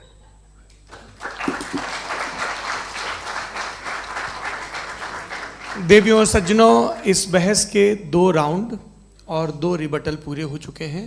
अब सबसे ज़रूरी और सबसे मुश्किल राउंड शुरू हो रहा है, क्रॉस एग्जामिनेशन का। अब इन विद्वानों की सज्जनता की एक परख भी होगी, और वक्त हमने 16 मिनट का तय किया है। पहला सवाल आप पूछना चाहेंगे? जी बिल्कुल। पहले बोले भी आप। आप माइक ले लीजिएगा हाथ में, ये नीचे से ऑन कीजिए। जी मैं बोलता हूँ, ये डायस हटा सकते हैं क्या हम थोड़ा क्विकली? डायस पीछे कर दीजिए बस थोड़ा सा, है, ताकि ये जो दाएं बाएं लोग बैठे हैं, इसे हटा ही दीजिए। अब हम वहाँ तो जाने वाले नहीं। आराम से आराम से दोनों तरफ से हटा दीजिए।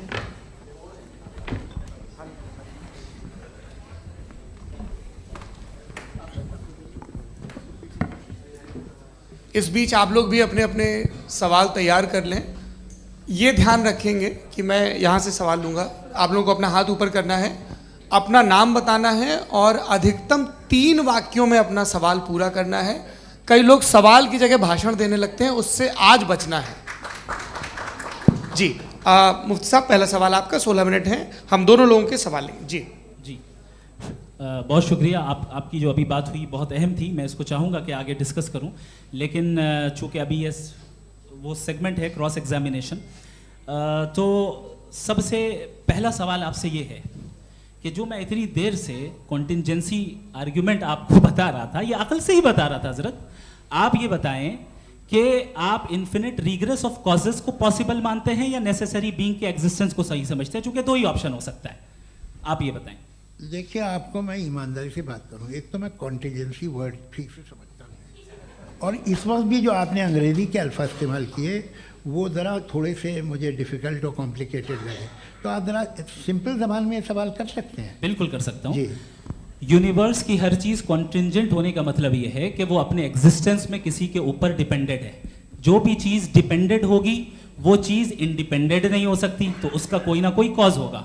तो अब आप क्या समझते हैं कि ये इन्फिनिट रिग्रेस है, यानी कॉज पर कॉज, कॉज पर कॉज, कॉज पर कॉज, और कभी कोई यानी ये एंडलेसली चलता रहा? क्योंकि अगर ऐसा होगा तो हम तो एग्जिस्टेंस में आते ही नहीं। लॉजिकली ये मुत्तफक अलैह चीज़ है, मुत्तफक अलैह, अग्रीड अपॉन। ओके, इस पे हमने एग्री किया था कि मुश्किल शब्द आएगा तो अर्थ बताना पड़ेगा। तो इन्फिनिट रिग्रेस तो पॉसिबल नहीं है, तो कहीं ना कहीं आपको रुकना पड़ेगा ऐसे नेसेसरी बीइंग पर। नहीं, कोई ज़रूरत नहीं रुकने की। किसने कहा आप रुकना पड़ेगा? आप रुकते हैं खुदा पे, आप नहीं रुकते। आप कहते हैं वो हमेशा से, जब उस वक्त से जब वक्त नहीं था। आप कहाँ रुकते हैं कि अब हुआ था वो? आप नहीं कहते। हम क्यों नहीं मान सकते कि यूनिवर्स जो है और बल्कि मल्टीवर्सेस जो है वो हमेशा से हैं, वो बनती है, बिगड़ती है। एक हमारे यहाँ एक चीज़ है ब्लैक होल, वो समेट लेता है वापस, फिर ब्लास्ट होता है, फिर फैल जाता है, और इसमें हमारी तो खैर कोई औकात ही नहीं है। इंसान की एक छोटे से ज़र्रे पे हम 50-60 साल की उम्र रखते हैं, जो करोड़ों अरबों साल की कायनात है उसमें, और पैदा भी नहायत ही बेहुदा वजह से हुए थे। तो इसमें ये सोचना कि इसकी वजूहात और ये क्यों है, ये डिपेंडेंट है, ये हम देख रहे हैं। क्या मालूम, आप सोचिए कि ये जो फैल रही है कायनात, ये कहाँ फैल रही है, ये कहाँ जा रही है, और ये फैल क्यों रही है? अरे बना ली थी तुमने, रुको भैया काफ़ी है। ये फैल क्यों रही है? ये और कौन सी कायनात जिसे मैं दूरबीन से देखता हूँ तो 2 बिलियन लाइट ईयर पे है, उससे मेरा कोई वास्ता ही नहीं है। 2 बिलियन ईयर यानी अगर मैं 80,000 माइल्स पर सेकेंड से चलूँ तो 20 करोड़ साल में वहाँ पहुँच जाऊँगा। इसकी ज़रूरत क्या थी? ये दुनिया, ये कायनात तो इंसान अशरफुल मखलूक़ात के लिए बनाई गई ना। तो ये सब ये टर्म समझ में नहीं आया, इसमें कोई ख़ास समझने वाली बात थी भी नहीं। ये जो अल्टीमेट कहा यह जाता है कि ये जो पूरी यूनिवर्स है, ये जो दुनिया है, ये इंसान के लिए बनाई गई। अच्छा, ये सब इंसान के लिए। क्यों साहब, सही है ना? बिल्कुल, लेकिन इसका ये मतलब नहीं कि किसी चीज के पीछे रीजन आपको नहीं पता तो रीजन नहीं है, इसे कहते हैं नहीं, मुझे नहीं पता, लेकिन मेरी जिम्मेदारी नहीं है। वो बिल्कुल सही कहा था उसने, बर्टन रसल ने। आपने उसे मजाक में टाल दिया कि भाई आप एक दावा कर रहे हैं, मैं क्यों कहूं कि ये गलत है दावा? आप प्रूफ कीजिए, मेरे पे जिम्मेदारी ही नहीं है, मैंने थोड़ी कहा है। आप प्रूफ कीजिए कि ये सही है। आप आर्ग्यूमेंट ऑफ कंटिजेंसी का जवाब ही नहीं दे रहे हैं। पूछना चाहेंगे? आप सवाल पूछना चाहेंगे मुफ्ती साहब से? क्योंकि ये क्रॉस एग्जामिनेशन का दौर है। आप जैसे पहले बोल रहे थे फेथ को लेके कुछ, मैं ये पूछना चाहूँगा कि खुदा ने जो भी रेवोल्यूशन किए हैं, एक मज़हब के नहीं बहुत से मज़हबों में किए हैं, अलग अलग रेवोल्यूशन है। कहीं कुछ एक बातें हैं, कॉन्ट्रडिक्शन भी है आपस में, कहीं कुछ आप कर सकते हैं, कहीं कुछ नहीं कर सकते। ऐसा नहीं है कि सबकी कोड ऑफ मॉरल एक है। तो ये किस्सा क्या है? अब आप ये देखिए कि मुझे कभी कभी लगता है कि ये जो फुटबॉल फाइनल होता है, लाखों लोग होते हैं, फिर वो टीवी कवर करती, करोड़ों लोग, अगर उसमें खुदा की एक बूमिंग आवाज़ आ जाती, मैं गॉड हूँ, तो सारे लोग अभी सुन लेते और टीवी पे भी सुन लेते, किस्सा ख़त्म होता। ये इतनी राजदारी क्या है कि तुम सामने कुछ तो सबूत दे दो हमें सॉलिड। ये कह साहब ये यूनिवर्स कैसे बनी, इससे मसला क्या हल होगा? मैं पूछूंगा आपसे खुदा कैसे बना? क्यों नहीं पूछूंगा कैसे बना? बल्कि वो तो कायनात से कहीं ज़्यादा इंटेलिजेंट है, कायनात से कहीं ज़्यादा कॉम्प्लेक्स। जी वो हमेशा से है, आप कहेंगे मैं मान लूँगा। अच्छा, दोयम वो कादिर मुतलक, यानी कादिर मुतलक का मतलब ओमनीपोटेंट, वो जो चाहे कर सकता है। आपको नौकरी दिलवा सकता है, आपकी अच्छी जगह शादी करवा सकता है, आपके पड़ोसी का मुकदमा हरवा सकता है, आपको जिता सकता है, सब काम करता है। थोड़ा सा माइक क्लोज जी। वो इस दुनिया को चला कैसे रहा है? ये दुनिया कैसे चल रही है? आपको इस पर हैरत नहीं होती? या क़यामत के बाद कभी एक जस्टिस होगा, जब ये बच्चा मर चुका होगा, जिसकी धज्जियाँ उड़ गई बम से, इसको इंसाफ मिलेगा तब? अच्छा, अब जवाब दूं? हाँ जी, मैं इसीलिए आप की तरफ। सबसे पहले आपने रेवलेशन और स्क्रिप्चर्स की बात की, इस पे मैं बात कर सकता हूं, लेकिन आज नहीं करूंगा चूंकि वक्त कम है, कभी और इस पे डिस्कस करेंगे। मैं तैयार हूं उस पे भी बात करने के लिए। ये अभी से राउंड 2 की भूमिका तय हो रही है। Does God exist round 2? चूंकि आज गॉड के एग्जिस्टेंस पे बात है तो मैं उसी के रिलेटेड जो है आपके सवालात को एंटरटेन भी करूंगा और मैं भी पूछूंगा। आपने कहा कि आपने साबित ही नहीं किया, जबकि आर्ग्यूमेंट ऑफ कॉन्टिजेंसी बुनियादी आर्ग्यूमेंट है। आप मुझे कॉन्टिजेंसी का मतलब बताइए, आपका मतलब क्या? कॉन्टिजेंसी कॉन्टिजेंसी का मतलब यह हुआ कि हर वो वजूद जो किसी भी चीज का पाबंद है, हर वो वजूद या हर वो चीज जो अपने एग्जिस्टेंस में किसी भी चीज के पाबंद है और उससे बाउंड है, उसको उसकी ज़रूरत है, उस पर डिपेंड करती है, तो जाहिर सी बात है कि उसका कोई ना कोई कॉज होता है। ये तो अक्ल की बात है, ये आप रीजनिंग की बात करते हैं, मैं वही कर रहा हूं। दूसरी चीज आपने ये बात कही कि इतने बिलियन लाइट ईयर्स दूर है, उसका मेरा क्या लेना देना। फिर मेरे ख्याल से आपको ये नहीं कहना चाहिए I think therefore I am an atheist. आपको सोचना चाहिए, सिर्फ आप एक लिमिटेड दायरे में रहकर नहीं सोचें, बल्कि बाहर निकलकर सोचें। आपने तीसरा सवाल किया, आपने 2-3 सवाल एक साथ। ऐसी बातें ना कीजिए, कुछ को इतराज हो जाएगा आप पे कि आप कुछ भी सोचिए। ये इजाज़त आपको है नहीं, मुझे है।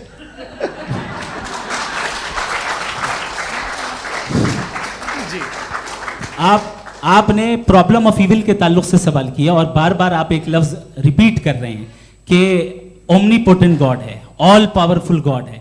यही तो दरअसल समझना है कि गॉड का कॉन्सेप्ट क्या है। प्रॉब्लम ऑफ इविल जो है, प्रॉब्लम ऑफ इविल दर हकीकत दो असम्पशंस पर कायम है। अगर आप इन दो असम्पशंस को समझ जाएं तो ये प्रॉब्लम नहीं रहेगी, आर्ग्यूमेंट आपको समझ में आ जाएगी कि ये कोलैप्स कर जाता है। पॉइंट नंबर 1, यानी जो आपका सबसे पहला फॉल्स असम्पशन है कि गॉड मर्सीफुल है, ओमनीपोटेंट है, दुनिया में जुल्म हो रहा है।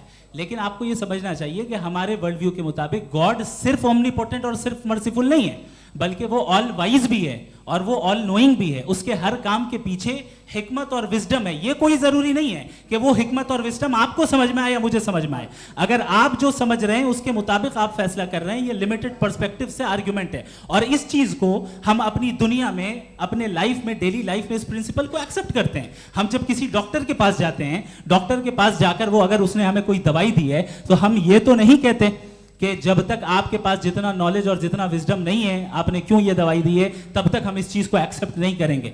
नहीं कहते, हम उसकी अथॉरिटी को तस्लीम करते हैं। क्यों? क्योंकि उसकी हम जानते हैं कि वो नॉलेजेबल है, वो विजडम वाला है, हमसे ज्यादा नॉलेज और हमसे ज्यादा विजडम है। बताएं सर। नहीं, डॉक्टर में और खुदा में बड़ा डिफरेंस है। डॉक्टर पढ़ा लिखा होता है एक, तो मैं उसकी बात सुनूंगा।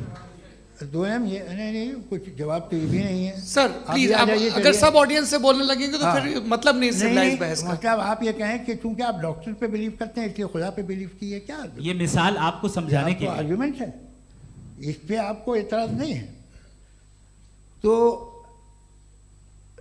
सिंपल बात ये है कि मैं अगर ये यकीन कर लूँ कि एक ओमनीपोटेंट, उसकी मसलहत है, ये जो बच्चे मर रहे हैं ये मसलहत है उसकी, मुझे नहीं चाहिए इसकी मसलहत। उसकी मसलहत नहीं, यही तो समझना है, मतलब एक्सपीरियंस।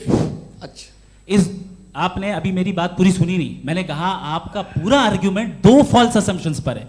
एक फॉल्स असम्पशन मैंने बता दिया, दूसरा फॉल्स असम्पशन ये है कि इस दुनिया में इविल के होने का कोई गुड रीजन नहीं है, जबकि हमारे पास बाज रीजंस मौजूद हैं, हमारे पास बाज वजूहात मौजूद हैं। अगर इस दुनिया में इविल ना हो तो आप गुड को डिफाइन कैसे करेंगे? अगर जुल्म ना हो आप इंसाफ को समझेंगे कैसे? अगर तारीकी ना हो तो आप लाइट को समझेंगे कैसे? बहुत अच्छे। अभी और सुन लें, अभी और बाकी है। ये तो बात बहुत पसंद आई साहब मुझे, कि जब तक रेप ना हो तब तक औरतों की इज्जत का ख्याल आपने मेरा जवाब पूरा सुना ही नहीं। जब तक के बच्चों का कत्ल ना किया जाए तब तक आपको बच्चों की मासूमियत की इज्जत। आपने पूरा जवाब सुना ही नहीं। क्या बात है, क्या आपने नुक्ता निकाला? आपने पूरा जवाब सुना ही नहीं। आप सुन लें, मेरी बात सुन लें। ये मैंने आपको एक चीज बताई। दूसरी चीज, इस दुनिया में हम आए हैं टेस्ट के लिए, हमारा टेस्ट हो रहा है और हर इंसान का अलग अलग अंदाज में टेस्ट होता है। और इस दुनिया में अगर इविल मौजूद है तो वो इविल जरिया है हमारे अंदर ह्यूमन नोबल क्वालिटीज को डेवलप करने का और अलग अलग फील्ड में प्रोग्रेस करने का। और अगर हमारे अंदर और इस दुनिया में इविल नहीं होता तो बताइए टेस्ट का मतलब क्या होता? अगर मैं अपने स्टूडेंट को एमसीक्यूज दूं और उसमें सिर्फ राइट आंसर लिख कर दे दूं और कहूं तुम्हारा टेस्ट हो गया, ये मीनिंगलेस है। इस दुनिया में अगर हम टेस्ट के लिए आए हैं तो जाहिर है गुड एंड इविल दोनों मौजूद है। तो अगर गुड एंड इविल दोनों मौजूद है तो ये इविल भी खुदा का बनाया हुआ है। जी हाँ, खुदा का बनाया हुआ है। लेकिन अच्छा, चलो अच्छी बात। जी बिल्कुल, तो बिल्कुल खुदा ने बनाया। अभी तो ये है कि जो मेजॉरिटी है दुनिया में वो इविल है, तो ये खुदा एक्चुअली इविल के साइड पे लग रहा है मुझे। बिल्कुल भी नहीं, मैं बताता हूं। मेजॉरिटी में तो वो है। क्या बात कर रहे हैं भाई आप? कोई भी जो मुंसिफ होगा, चाहे आपका अपना घर हो जिसके आप सबसे बड़े हैं, चाहे आपकी ऑर्गेनाइजेशन हो जो आप चलाते हैं, वहां पर आप इविल रखेंगे साबित करने को कि बाकी लोग शरीफ हैं। मेरी बात सुनिए, क्या ये आर्ग्यूमेंट ही गलत है? अगर कि जब तक के कोई इविल नहीं होगा तब तक के शरीफ आदमी शरीफ नहीं लगेगा। अगर एग्जामिनर गलत ऑप्शन दे रहा है तो एग्जामिनर इविल नहीं हो गया, जो गलत ऑप्शन को सेलेक्ट कर रहा है वो फेल होगा। क्रिएटर ने इविल को बनाया है लेकिन वो इविल नहीं है। अच्छा सुनिए मेरी बात, let me complete sir. Creator ने इविल को बनाया है टेस्ट के लिए, वो इविल नहीं है। इविल वो होगा जो उसे इख्तियार करेगा। छुरी को बनाने वाला गलत नहीं होता है, छुरी का गलत इस्तेमाल करने वाला गलत होता है। रेप को कैसे गलत इस्तेमाल करते हैं? रेप इंसान के फ्री विल का नतीजा है। ये रेप कैसे गलत इस्तेमाल होता है? ये मुझे अब सुन ले, गलत इस्तेमाल होता है। हाँ मैं बता रहा हूँ ना, कैसे गलत? मैं बता रहा हूँ कि जो इविल इस दुनिया में मौजूद है उसके कई सारे तरीके हैं। एक तरीका इंसान का अपना फ्री विल है। अब अगर कोई रेपिस्ट रेप कर रहा है तो इसका गॉड का कसूर नहीं है, वो अपने फ्री विल का गलत इस्तेमाल कर रहा है, उसको सजा मिलनी चाहिए। अच्छा, और उसी के लिए जहन्नम बनाई गई है। ये फ्री विल का भी बड़ा चक्कर। आप जब कोई बुरा काम करते हैं या कोई बुराई होती है तो ये कहा जाता है कि ये फ्री विल है। 7 billion free wills are moving on this planet. 7 billion free will. और एक आदमी अपनी फ्री विल से मुझे कत्ल कर दे तो मैं खुदा की मर्जी से मरा हूँ कि इसकी फ्री विल की वजह से? मेरी मौत खुदा के हाथ है या ये फ्री विल वाले के हाथ है? खुदा ने फ्री विल का निजाम बनाया है और उस निजाम का गलत इस्तेमाल करके कोई आपको मार रहा है, इस्तेमाल करके मेरा कत्ल कर देता है। अब मेरी मौत का जिम्मेदार कौन है? वो इंसान जिम्मेदार है। वो इंसान जी। तो ये कहना कि और उसको सजा मिलेगी। तो अब आप आगे चलिए कि ये तय करना कि अल्लाह ही या अल्लाह ने खुदा ही जिंदगी देता है, खुदा ही मौत देता है, ये गलत है। बिल्कुल गलत नहीं है। हाँ, नहीं, निजाम उसी ने बनाया फ्री विल का। निजाम मौत और हयात का उसी ने बनाया। You are contradicting yourself. अभी आपने कहा कि एक आदमी ने फ्री विल से आपको मार दिया, इसमें उसे फ्री विल दी गई थी, उसने गलत इस्तेमाल किया। 7 billion free wills are moving on this planet और आप चाह रहे हैं कि मैं सिर्फ खुदा का ध्यान करूं। ये 7 बिलियन फ्री विल्स को मुझे लुक आफ्टर करना पड़ेगा कि नहीं? ये तो तबाहियां कर रही हैं और तबाहियां ज़्यादा हो रही हैं। बिल्कुल। तो अगर आप बताएं अगर खुदा नहीं है फॉर एग्जाम्पल, तो आप इविल को कैसे डिसाइड करेंगे? यानी how can you define evil objectively without God? देखिए, दुनिया में 2 तरह के जानवर हैं। एक जो अकेले रहते हैं जंगल में और एक जो ग्रुप्स में रहते हैं। ग्रुप में जो भी रहेगा, चाहे वो आपका फाउंडेशन हो, चाहे कोई क्लब हो, चाहे कोई पॉलिटिकल पार्टी हो, चाहे कोई यूनिट हो, उसमें आपको इंटरैक्ट करने के रूल बनाने पड़ेंगे। यानी लोग तय करेंगे। लोग तय करेंगे। अगर लोगों ने ये तय किया कि किसी का रेप करना सही है, आप जस्टिफाई करेंगे? नहीं, आपका फाउंडेशन तो ये हो गया ना कि लोग इविल डिसाइड करेंगे। नहीं, अरे दुनिया में ऐसे ग्रुप्स हैं जो रेप को जायज़ मानते हैं सर्टेन हालात में। मैं डिटेल में नहीं जानूंगा, आप भी जानते हैं। ये जो आईसिस वाले थे, इन्होंने क्या किया था, तो उन्होंने क्या किया उसका खुदा से कोई ताल्लुक नहीं है सर। मैंने सिंपल सवाल किया कि इविल को आप डिफाइन करते कैसे हैं? आइए वापस आइए जी। आप साथ में तभी रह सकते हैं जब कुछ आप ऐसे उसूल डेवलप करें जिसमें हर एक का बेसिक तहफ़्फ़ुज़, हर एक का बेसिक राइट हो और हर एक को कोई आराम मिले। यही तरीक़ा है किसी भी ऑर्गेनाइजेशन जिसमें एक से ज़्यादा लोग हैं और वो ऐसे चलती है ज़िंदगी। उसमें अगर आप गड़बड़ करेंगे तो तबाही होगी, नुकसान होगा, बर्बादियाँ आएंगी। और अगर उसमें आप घर ले लीजिए ना, एक हस्बैंड है, एक वाइफ है, बच्चे हैं, वालदा भी हैं, 2 बहनें भी हैं, एक भाई भी है।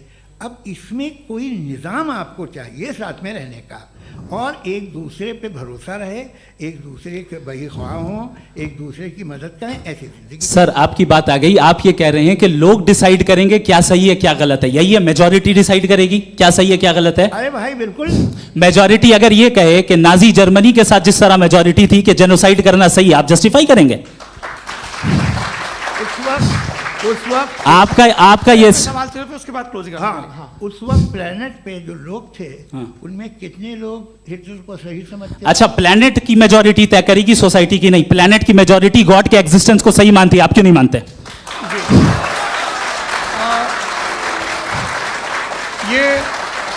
हेलो ये क्रॉस क्वेश्चन का राउंड यहाँ पर समाप्त होता है। और ये बड़ा अच्छा है कि इस तरह से फ्रेगमेंट कर दिया गया है ताकि जो मरकरी ऊपर जा रहा है नीचे जवाब दे दूं जी। प्लेनेट की ज़्यादातर मेजॉरिटी कुछ दूसरे मजहबों के खुदा को मानती है। आप उन्हें क्यों नहीं? आप तो मेजॉरिटी की बात कर रहे हैं। अच्छा, ये क्लोजिंग आप ये कह रहे हैं इविल और गुड को डिसाइड मेजॉरिटी करेगी। मेजॉरिटी जो कर दे वो सही हो जाएगा। क्लोजिंग इसको जैसा आप ही लोगों ने तय किया है उसी फॉर्मेट को फॉलो कर लेते हैं। हाँ भाई, मैंने तो भले लोगों पे एतबार किया और तब मॉडरेशन तय किया। जी, आपके पास 5 मिनट का वक्त है, क्लोजिंग आर्ग्यूमेंट है, उसके बाद हम ऑडियंस से क्वेश्चन आंसर लेंगे जावेद साहब की क्लोजिंग आर्ग्यूमेंट के बाद। ओके, बहुत शुक्रिया जी।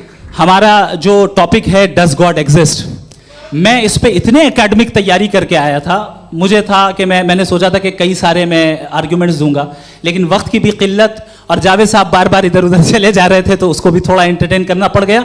डज गॉड एग्जिस्ट पे मैं एक ही आर्ग्यूमेंट दे पाया। आर्ग्यूमेंट्स बहुत हैं और डेफिनेटिव आर्ग्यूमेंट्स हैं, और मेरे आर्ग्यूमेंट को किसी एक राउंड में भी इन्होंने एंटरटेन नहीं किया और रेफ्यूट नहीं किया, एक राउंड में भी नहीं, एक राउंड में भी नहीं। और ना ही अभी आपका क्लोजिंग आर्गुमेंट आएगा, नहीं वो बता देना। Argument of contingency sir. अरे मैं आपसे कई बार कह चुका हूं कंटीजेंसी का मतलब अब मैं कैसे समझाऊं आपको आपस में? हाँ, आप और कितने आसानी से समझाऊं मैं, मुझे तो नहीं समझ में आ रहा है। आप अपनी आर्ग्यूमेंट ऑफ कंटीजेंसी उर्दू में बोल सकते हैं। हाँ, आप अपनी बात पूरी कर लें जी, आखिरी 4 मिनट। दूसरी चीज, just a minute please ma'am, can I talk? दूसरी चीज ये है कि आपने एक तो इसका जवाब नहीं दिया, दूसरा आपने गॉड के ना होने पर कोई डेफिनेटिव आर्ग्यूमेंट नहीं दिया, सिर्फ मजहब पे बात कर रहे हैं आप। मजहब तो आज हमारा टॉपिक ही नहीं था, आज तो हमारा टॉपिक हो आप मजहब से ले लेकर आईएस तक चले गए। भाई हमारा क्या ताल्लुक है उससे? We condemn them.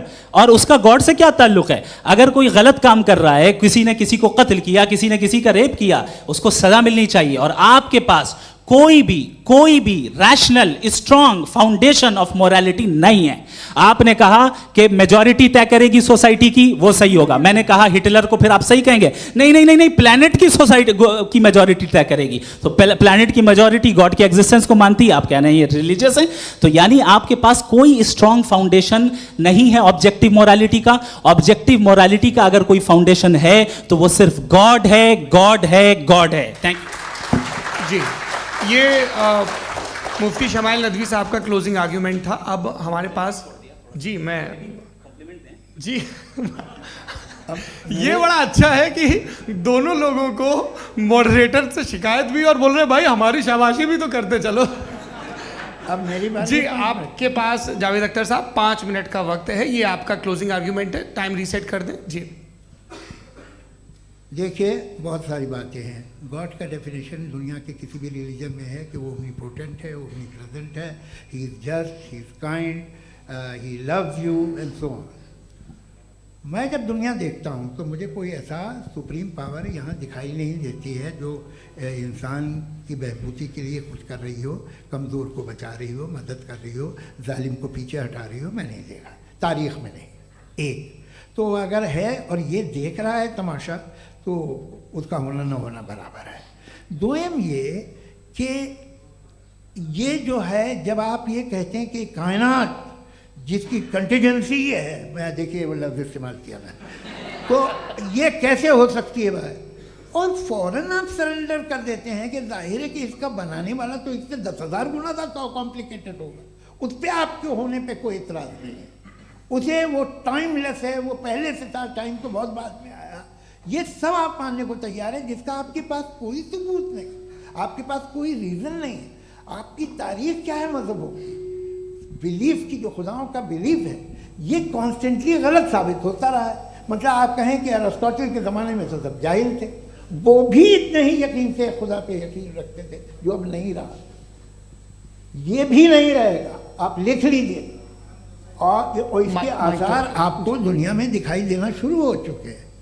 ये बहस क्या आज से 100 साल पहले इस तरह हो सकती थी? यहाँ तक तो आपको हम ले आए हैं। तो सर अरे इनको मदद की ज़रूरत नहीं भाई, ये सेल्फ सफिशिएंट आदमी है, आप क्यों इनकी मदद कर रहे हैं? Sir please. तो ये जो है तमाम बातें अपनी जगह हैं। ये एक पैकेज है। आप अकेले, कोई आदमी ऐसा नहीं जो सिर्फ गॉड को मानता हो, उसके साथ बहुत पैराफर्नेलिया आता है, अलग अलग पैराफर्नेलिया आते हैं। They have always created chaos in the society.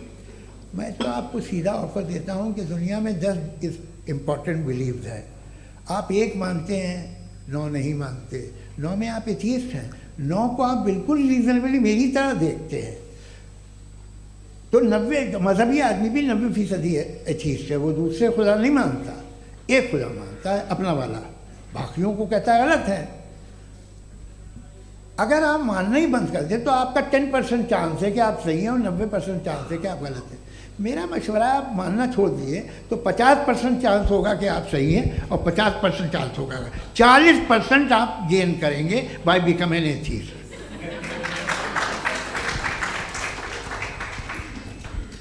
ये एक फरसूदा ख्याल है, ये ख़त्म हो रहा है। हो सकता है मेरी ज़िंदगी में ना हो, लेकिन ये हो जाएगा। जो बातें ये इनको आप मेटाफिज़िकल ये वो ऐसे रिस्पेक्टेबल टर्म दे दिए, ये तो उन लोग के हैं जिन्हें ना फिज़िक्स मालूम थी ना मेटा मालूम था, ये उन्होंने आपको दिए हैं। जी बहुत शुक्रिया आप दोनों लोगों का। और अब इस बातचीत का आखिरी राउंड शुरू होगा, डज गॉड एग्जिस्ट की ये बहस मुफ्ती शमाइल नदवी और जावेद अख्तर साहब के बीच। आप लोग अपने अपने हाथ ऊपर करेंगे, मैं यहाँ से तय करूँगा। और माइक हमारे पास है क्या? एक ही माइक है ऑडियंस के लिए? 2 माइक है, एक इस तरफ एक इस तरफ, ठीक है। तो जी सबसे पहले हमारी सहयोगी है मारिया शकील जी, पूछिए सवाल। थोड़ा सा रुकेंगे ताकि कैमरे का फ्रेम आप पर आ जाए, आपकी तो प्रैक्टिस है टीवी की। जी नदवी साहब, मैं खुदा को मानती हूँ, पहले मैं इसी प्रमाइस से शुरू कर रही हूँ और ये बता रही हूँ आपको, मैं मानती हूँ। लेकिन कुछ सवाल हैं जो जावेद साहब ने उठाया, उसका जवाब आपको देना चाहिए। पहला सवाल ये कि गज़ा में सालों से छोटे बच्चे मर रहे हैं, वो उनको अगर खुदा मर्सीफुल है, हम मानते हैं कि अल्लाह ताला में बहुत ताकत है, तो वो बच्चे क्यों मर रहे हैं? दूसरी बात ये कि अगर कंटिजेंसी की जो आप बात करते हैं, पूरे मुस्लिम ममालिक मिल करके भी उन गज़ा के बच्चों को क्यों नहीं बचा पा रहे हैं? क्योंकि अगर वो चाहते, क्योंकि अल्लाह ताला उन पर हुकूमत करते हैं, सब पर हुकूमत करते हैं, तो वो उनको क्यों नहीं बचा? जी थैंक यू वेरी मच। बहुत अच्छा किया आपने इस चीज़ को जिक्र कर दिया, मैं इसको और अच्छे से एक्सप्लेन करने की कोशिश करता हूँ। देखें, जहाँ तक आपने कहा कि गज़ा के बच्चों को मारा जा रहा है, देखिए 2 वर्ल्ड व्यू है, एक एथीस्टिक वर्ल्ड व्यू, एक थीस्टिक वर्ल्ड व्यू है। बच्चे मर रहे हैं दोनों वर्ल्ड व्यू में, लेकिन हमारा वर्ल्ड व्यू कह रहा है कि रिकॉम्पेंस है, ये कह रहे हैं कि उनका मरना बेकार जाने वाला है, कोई उसका रिकॉम्पेंस नहीं है, चूंकि इनके यहाँ आखिरत और अल्लाह का कोई तसव्वुर या गॉड का कोई तसव्वुर नहीं है। आपने ये सवाल किया कि गॉड मर्सीफुल है, क्यों नहीं रोकता? ये मैंने बताया कि ये मिसकंसेप्शन है लोगों के दरमियान कि गॉड को सिर्फ मर्सीफुल और ओमनीपोटेंट समझते हैं। गॉड के सिर्फ यही 2 एट्रीब्यूट्स नहीं हैं, गॉड के कई सारे एट्रीब्यूट्स हैं, उनमें से अल हकीम भी है, उनमें से ऑल वाइज भी है, ऑल नोइंग भी है। लिहाजा अगर इस दुनिया में किसी को तकलीफ आ रही है और गॉड उसको नहीं रोक रहा है, वो इसलिए नहीं रोक रहा है चूंकि इंसानों को फ्री विल दिया गया है। ठीक इसी तरीके से अगर एक डॉक्टर किसी छोटे बच्चे को इंजेक्शन लगा रहा है, उसे तकलीफ पहुंच रही है, उसके लिमिटेड पर्सपेक्टिव के एतबार से ये गलत हो रहा है और डॉक्टर बुरा है। लेकिन जब आप ब्रॉडर पिक्चर को देखेंगी, आपके और हमारे पास सिर्फ एक पिक्सल है, हमें इतना नजर आ रहा है कि गज़ा में कत्ल हो रहा है, लेकिन इसके पीछे कितना रिकॉम्पेंस उनको मिलने वाला है, पूरा पिक्चर गॉड के पास है। तो एक पिक्सल से आप पूरे पिक्चर को कभी भी जज नहीं कर सकती। आप इसमें कुछ जोड़ना चाहेंगे? आपको कुछ बोलना है इसमें? भैया आपने बहुत अच्छा जस्टिफिकेशन दिया, या आप वो जो वहाँ के प्राइम मिनिस्टर इजराइल के उन्हें भेजिए, वो बहुत खुश होंगे। आप जस्टिफिकेशन दे देना कि अगर गॉड नहीं है तो बच्चे क्यों मर रहे हैं, आप बताएं। वो ये सवाल पूछ रहे हैं कि अगर आप ईश्वर का अस्तित्व नहीं मानते हैं तो उन बच्चों की मौत को आप कैसे इंटरप्रेट करते हैं?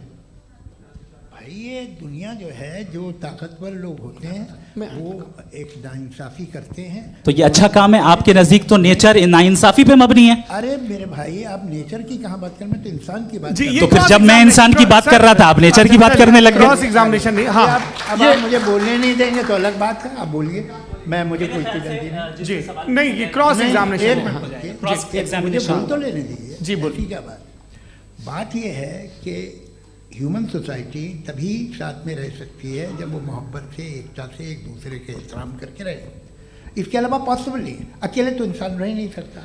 वहाँ पर कुछ लोग हैं जो फाउल करते हैं, वो फाउल हमेशा से तारीख में होता आया है। आज ये हो रहा है, जो हो रहा है बहुत बुरा हो रहा है, बहुत जालिमाना है, बहुत जाबराना है। उसको आप कहें कि ये बच्चों को कॉम्पनसेशन मिल जाएगा या इसकी इंजेक्शन है, इंजेक्शन तो हेल्थ के लिए दिया जाता है।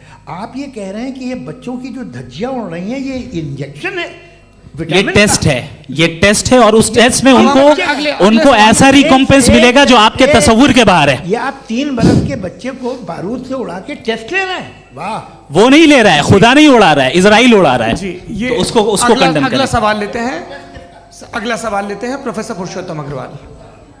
मुफ्ती साहब, एक निवेदन आपसे है कम से कम थोड़ा सा माइक क्लोज एक रिलीजियस और फिलोसफिकल कर मैम प्लीज। एक रिलीजियस और फिलोसफिकल ट्रेडिशन है जो ब्रह्मांड को यानी यूनिवर्स को ही अंतिम मानती है।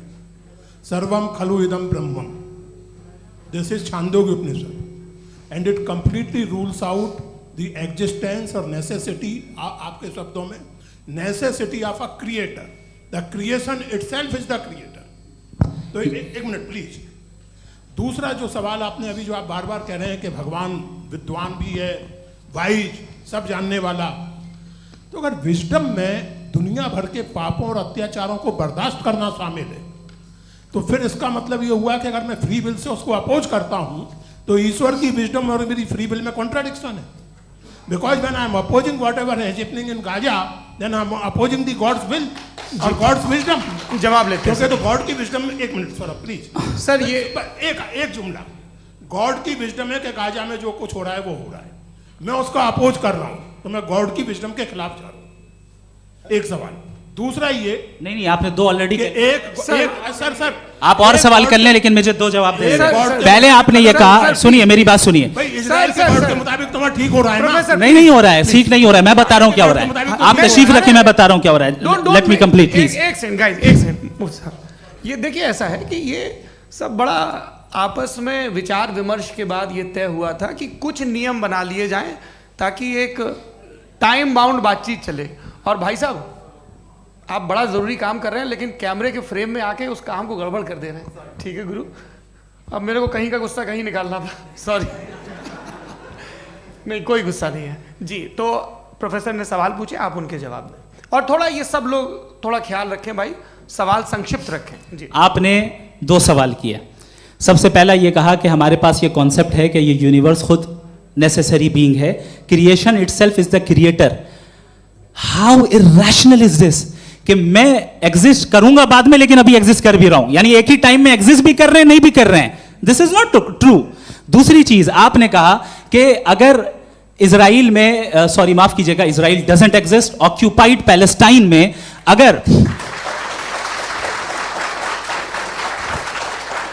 अगर ऑक्यूपाइड पैलेस्टाइन में बच्चों को मारा जा रहा है फ्री विल की वजह से और गॉड नहीं रोक रहा, ये कॉन्ट्रडिक्शन है। ये बताइए कि एक एग्जाम में एक बच्चा गलत आंसर लिख रहा है, सुनिए, एग्जामिनर चाहे तो रोक सकता है, क्यों नहीं रोक रहा है?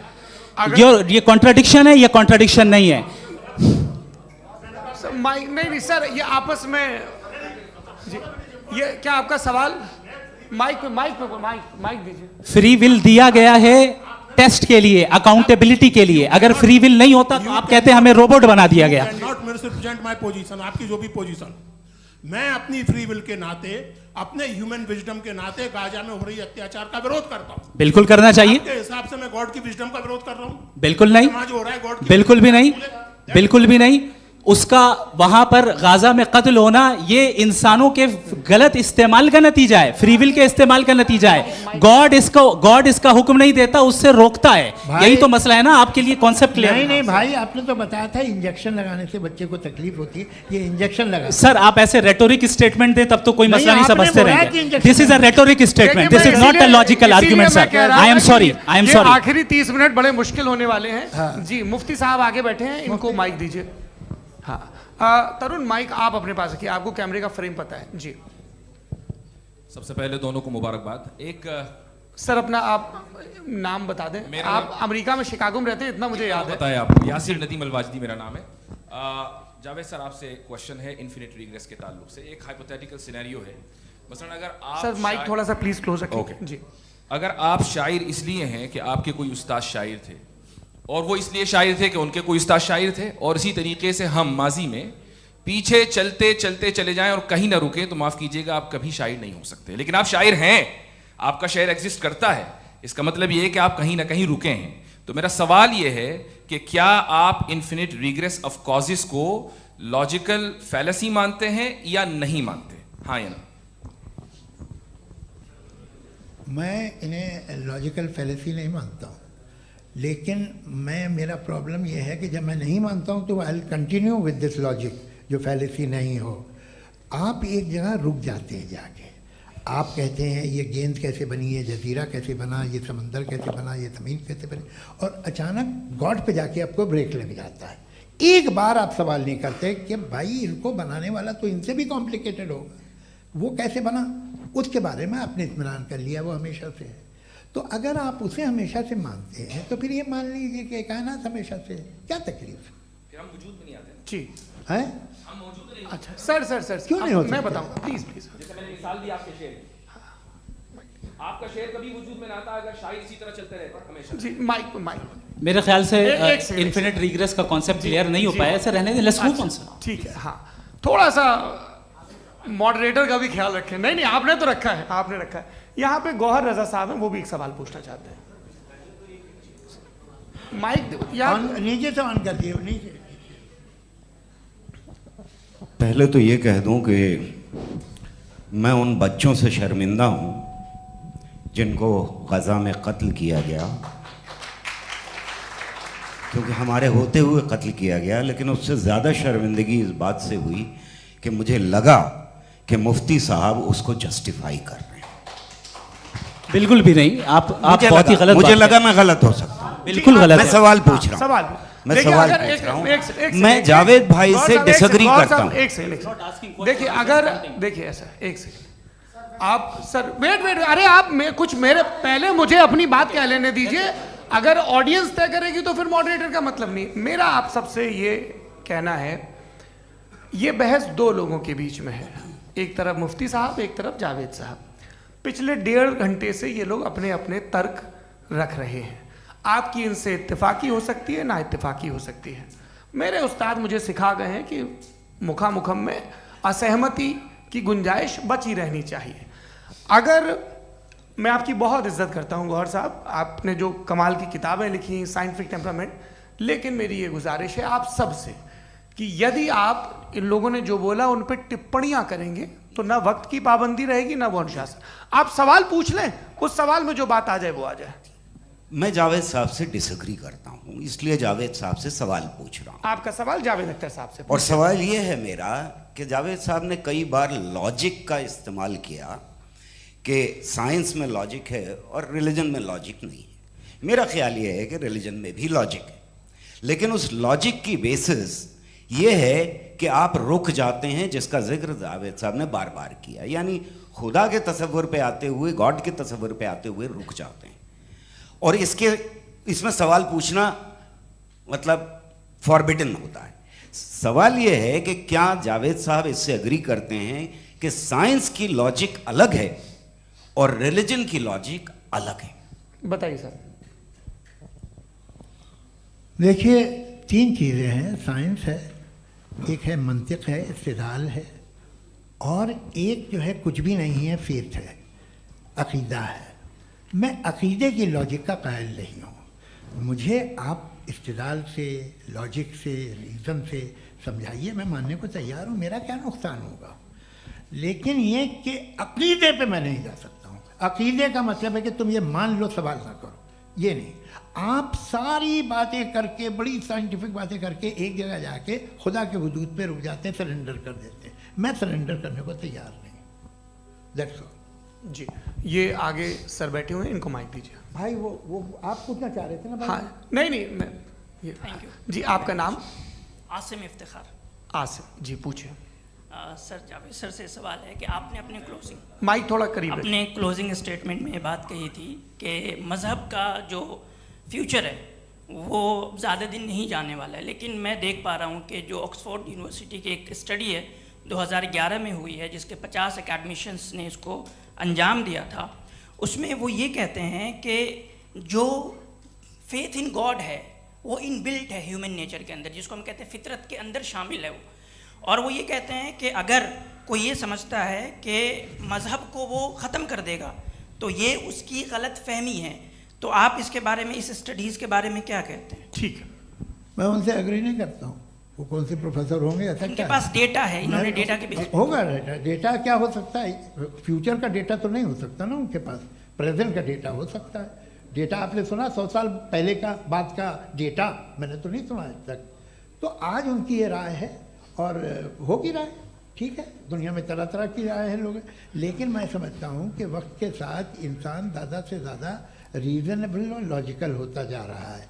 आज आप देखिए वेस्टर्न यूरोप में क्या परसेंटेज है नॉन बिलीवर्स की, बहुत हाई, वहाँ चर्च खाली पड़े होते हैं। तो अल्टीमेटली तो इंसान कोई ऐसी बात बहुत अरसे तक नहीं मान सकेगा, चाहे गलत या सही, जो उसे उसके दिमाग को, उसके जहन को, उसके लॉजिक को अपील न करे।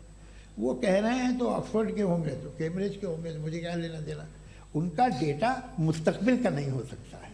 जी दीपक, हाँ पूछिए। मैं आऊँगा अभी, पीछे की साइड भी आऊँगा, माइक वहीं भेजूंगा 2-3 साल के लिए। जी जावेद साहब, आपसे सवाल है। नमस्ते।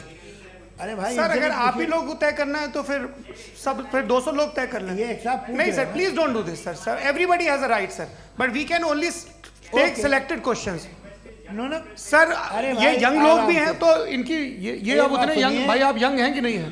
वो कह रहे हैं वो भी यंग हैं साहब, आप उनकी नौजवानी पर दावा उनको ही करने थे।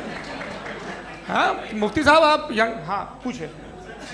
अरे भैया सर मेरा सवाल ये है, कुछ इनसे भी तो पूछो। जी नहीं, बस आपसे एक सवाल है। जैसे थीस्टों के पास अपने जो ईश्वर को मानते हैं उनके पास अपने सोशल गेट टुगेदर्स हैं, 5 रोज़ा क्रिसमस आने वाला है, होली है, दिवाली है, ईद है। एथिस्ट क्या ऑफर कर रहे हैं? मतलब मैं इनकी दुकान से बोलूं मैं आना चाहता हूं उस तरफ, पर मैं अट्रैक्ट नहीं हो पा रहा हूं। मैं सोशल गेट टुगेदर्स क्या है आपके पास? वो ये कह रहे हैं कि जो धार्मिक लोग हैं, अलग अलग धर्म के लोग, उनके उत्सव त्योहार कॉन्ग्रेगेशन बहुत हैं। अब आपको मैं एक सुनाता हूँ, यहाँ हिस्टोरियन भी बैठे हैं, मृदुला जी आप बताइएगा सही है कि नहीं। ये एक कॉन्स्टेंटाइन, एक ग्रीक रोमन बादशाह था जो क्रिश्चियनिटी आने के 400 साल बाद उसने डिसाइड किया कि मैं क्रिश्चियन हो जाऊंगा, मेरी पूरी स्टेट कैंसिल हो जाएगी। उस ज़माने में ऐसे ही होता था, राजा जो धर्म इख्तियार करता था वो जनता भी कर लेती थी, इसलिए कि वो हो गया था बैंकरप्ट, और उसे जो मेडिटेरियन कोस्ट के रिच क्रिश्चियन वो थे मर्चेंट, उससे पैसा चाहिए था। तो उसने कहा यार क्रिश्चियन हो जाओ। तो उसने अपने वजीर से कहा कि भाई ये हिस्ट्री है कि अब हम लोग क्रिश्चियन हो जाते हैं। पहले सर हो जाएंगे, कोई प्रॉब्लम नहीं है, लेकिन एक प्रॉब्लम ये है कि 17 दिसंबर से 25 दिसंबर तक जो पेगन फेस्टिवल होता, जो पेगन जो फेस्टिवल होता है वो बंद हो जाएगा, इसलिए कि हम क्रिश्चियन हो गए तो होगा नहीं। तो वो बच्चों को बहुत बुरा लगेगा, पब्लिक को बहुत इन्जॉय करते हैं, ख़ासतौर से 25 को मेन डे। उसने कहा हाँ ये तो सही कह रहे हो, ये जीसस क्राइस्ट की पैदाइश कब थी? पहले साहब वो अप्रैल में थी, नहीं कट करो, वो 25 दिसंबर को है। ये हकीकत है जी। और 400 साल बाद क्रिश्चियनिटी के अप्रैल से दिसंबर ले आए, और इसलिए कि यहाँ पेगन फेस्टिवल होता था, अब मनाते हैं आप आराम से। ये जो सारे फेस्टिवल हैं ये रिलीजन से, हर एक को एक इंटरटेनमेंट डिपार्टमेंट चाहिए होता है अपनी कंपनी चलाने के लिए। तो ये रिलीजन ने, ये सेकुलर त्यौहार थे जिन्हें रिलीजन्स ने ले लिया है। ये मौसम के थे, फसलों के थे, किसानों के थे, उसको आपने लेके रिलीजियस रंग दे दिया। ये कोई रिलीजन से थोड़ी आए आप। अच्छा हमें देखिए, हम तो मुल्द हैं, हम ईद मनाते हैं, हम दिवाली मनाते हैं, हम होली मनाते हैं, हम क्रिसमस मनाते हैं। बम्बई की फिल्म इंडस्ट्री की सबसे बड़ी होली हमारे घर में होती है, सबसे बड़ी ईद हमारे घर में होती है। वो हमारे सोशल वो है, हमारा हेरिटेज है। ऐसा थोड़ी है कि we will throw the baby along with the water. ये तो अच्छी चीज़ है, इन्हें रखो, जो बेकार है फेंक दो। जी हाँ हेलो जी, मेरा सवाल नादवी जी से है। जैसा कि आपने बोला कि गॉड टाइम के भी परे हैं, और गॉड इतनी कॉम्प्लेक्स चीज़ है कि उसे ह्यूमन माइंड समझ नहीं सकता, और गॉड ने अर्थ पे फ्री विल भी दे दी है।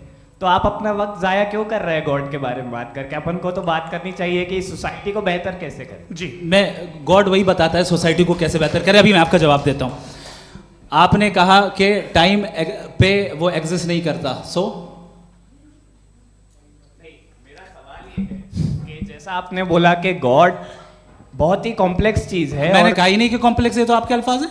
कॉम्प्लेक्स का लफ्ज गॉड के लिए सुइटेबल नहीं है। क्यों? क्योंकि कॉम्प्लेक्स वो चीजें होती हैं जो ऑब्जेक्ट हो। God is not an object जिसको आप इंस्ट्रूमेंट के जरिए लेबोरेटरी में जाके टेस्ट करें, oh it's very complex. No, वो कोई कार का इंजन नहीं है। मेरा वो फिलोसॉफिकली नेसेसरी बीइंग ऐसी बीइंग है जो सिंपल बीइंग है। हाँ, आप उसको मुकम्मल तौर पे उसकी तमाम हिकमतों को जान ले और हर चीज को जान ले, ये पॉसिबल नहीं है, क्योंकि वो ऑल वाइज है, आप ऑल वाइज नहीं है, और वो खुदा है, वो आपको सारी चीजें बता दे, ये जरूरी नहीं है। मेरा सवाल ये नहीं था, मेरा सवाल ये था कि जब गॉड इतना परे है इस दुनिया से कि उसने अर्थ पे फ्री विल भी दी है, हम सब ह्यूमंस की फ्री विल है, और जो सोसाइटी में हो रहा है वो अपन लोग डिसाइड करेंगे, तो अपन लोग डिसाइड नहीं करेंगे ना, अपन लोग डिसाइड नहीं करेंगे। गॉड जो है, गॉड ने वो उसकी जात, उसकी एग्जिस्टेंस टाइम एंड स्पेस से परे है, लेकिन वो हमारा टेस्ट ले रहा है और उसी गॉड ने हमें बताया कि तुम्हें क्या करना है क्या नहीं करना है, तो जाहिर है उस गॉड की बात सुनेंगे ना हम। जी, वो पीछे एक चश्मा लगाया जो मैम खड़ी हैं, उनको दीजिए। हाँ, आप जी जी बिल्कुल आएंगे। देखिए मैं कोशिश कर रहा हूँ सब तरफ जाने की। हाँ, उनको दीजिए माइक। जी, हेलो सर, मैं ओमनी प्रेजेंट नहीं हूँ, टाइम पाबंद हूँ और जहाँ तक कोशिश कर सकता हूँ करूँगा। जी, अपना नाम बताइए। मेरा नाम उर्सुला है, मैं दिल्ली यूनिवर्सिटी की एक स्टूडेंट हूँ और मैं स्टूडेंट फेडरेशन ऑफ इंडिया से हूँ। मेरा सवाल मुफ्ती जी से है कि इस हॉल के इस कमरे में बैठ के हम लोग रेप की मोरालिटी के बारे में फिलोसफिकली बात तो कर सकते हैं, बट असलियत ये है कि रोज़मर्रा की ज़िंदगी में औरतें रेप के थ्रू गुजरती हैं, और हम लोग सिर्फ नंबर्स पे इस तरह नहीं देख सकते, क्योंकि कितनी औरतें हैं इन कंट्रीज़ में जहाँ पे आप बता रहे हैं कि केसेस कम हैं, जिनका एक्सेस है कि वो जाके केस फाइल कर सकें। कितनी औरतें हैं जो जिनको काम करने की आज़ादी है उन कंट्रीज़ में। यूरोप में ये आज़ादी आ गई, यूरोप में ये रूल्स आ गए, तो हम आज उसके बारे में बात कर पा रहे हैं। जी, जवाब। आपने ये कहा कि कमरे में बंद होकर हम लोग इस पर फिलोसफिकली बात कर सकते हैं, लेकिन हकीकत में क्या हो रहा है, वो ग्राउंड लेवल पे क्या हो रहा है, जो बहुत गलत हो रहा है, और वो सफ़र कर रही हैं। आई एग्री, बहुत गलत हो रहा है, और जो गलत हो रहा है उसको हमें रोकना है। और क्यों रोकना है, वो गलत क्यों है, हमारे पास इसका ऑब्जेक्टिव फाउंडेशन है, इनके पास उसका ऑब्जेक्टिव फाउंडेशन नहीं है। मैं ये कहना चाह रहा हूँ कि जहाँ पे भी जुल्म हो रहा है, जहाँ पे भी औरत पे जुल्म हो रहा है, या उसकी इज्जत लूटी जा रही है, या उसे तकलीफ पहुँचाई जा रही है, और सिर्फ औरत नहीं, किसी इंसान के ऊपर भी जुल्म हो रहा है, तो उसके खिलाफ खड़ा होना, ये मॉरलिटी हमारे पास गॉड के पास से आई है। वरना जावेद साहब तो कह रहे हैं कि जो है मेजॉरिटी डिसाइड करेगी, तो मेजॉरिटी तो कभी भी बदल सकती है। क्या आप हाँ। ये थोड़ी सी आपको गलतफहमी है। मैं अगर मेरे जुमले से ये मदना निकला या मैंने कहा, तो ये जुमला मैं वापस लेता हूँ, ये मेरा मतलब ही नहीं था कि मेजॉरिटी डिसाइड करेगी। मेजॉरिटी डिसाइड करे तो दुनिया में बड़ी, वैसे आपने कहा था ये जुमला। अच्छा, हो सकता है, मैं मान रहा हूँ, बाद में रिकैप कर लेंगे। अरे एक सेकंड, मैं अपनी एक्सप्लेनेशन देता हूँ। मुनासिब बात यह है कि हम सब के सब दिल में जानते हैं कि क्या अच्छा है क्या बुरा है, हमें पता है अच्छी तरह से। जो लोग बुरे काम करते हैं उन्हें भी मालूम अच्छा क्या है। यही तो सवाल था हजरत कि फिर ये मोरालिटी आई कहाँ से? Cross examination. हाँ जी, हाँ, मोरालिटी साथ रहने की डिजायर से आई, यानी साथ रहकर जो कुछ कह दे, जो कुछ कर दे, वो हो जाएगा। नहीं, तो आप कायदे से रह ही कर सकते हैं जब तक लोगों में मोरालिटी हो, वरना क्यास हो जाएगा। ये आपको कैसे पता? जी, हमने देखा ना, जहाँ मोरालिटी का क्यास हो गया, हम देखते हैं। कहाँ पे देखते भाई? तो दुनिया में आप जो कह रहे हैं, आप कहीं पे अगर गलत हो रहा है तो उसको आप गलत देखिए। आप एपिस्टेमोलॉजी की बात कर रहे हैं, मैं ऑन्टोलॉजी की बात कर रहा हूँ। मैं इस बहस के बाद आप दोनों लोगों को चाय पे होस्ट करूंगा, वहां पे क्रॉस एग्जामिनेशन कर लीजिएगा। अभी ऑडियंस का हक मार रहे हैं आप लोग भाई, सर जस्ट लोग हैं आप लोग।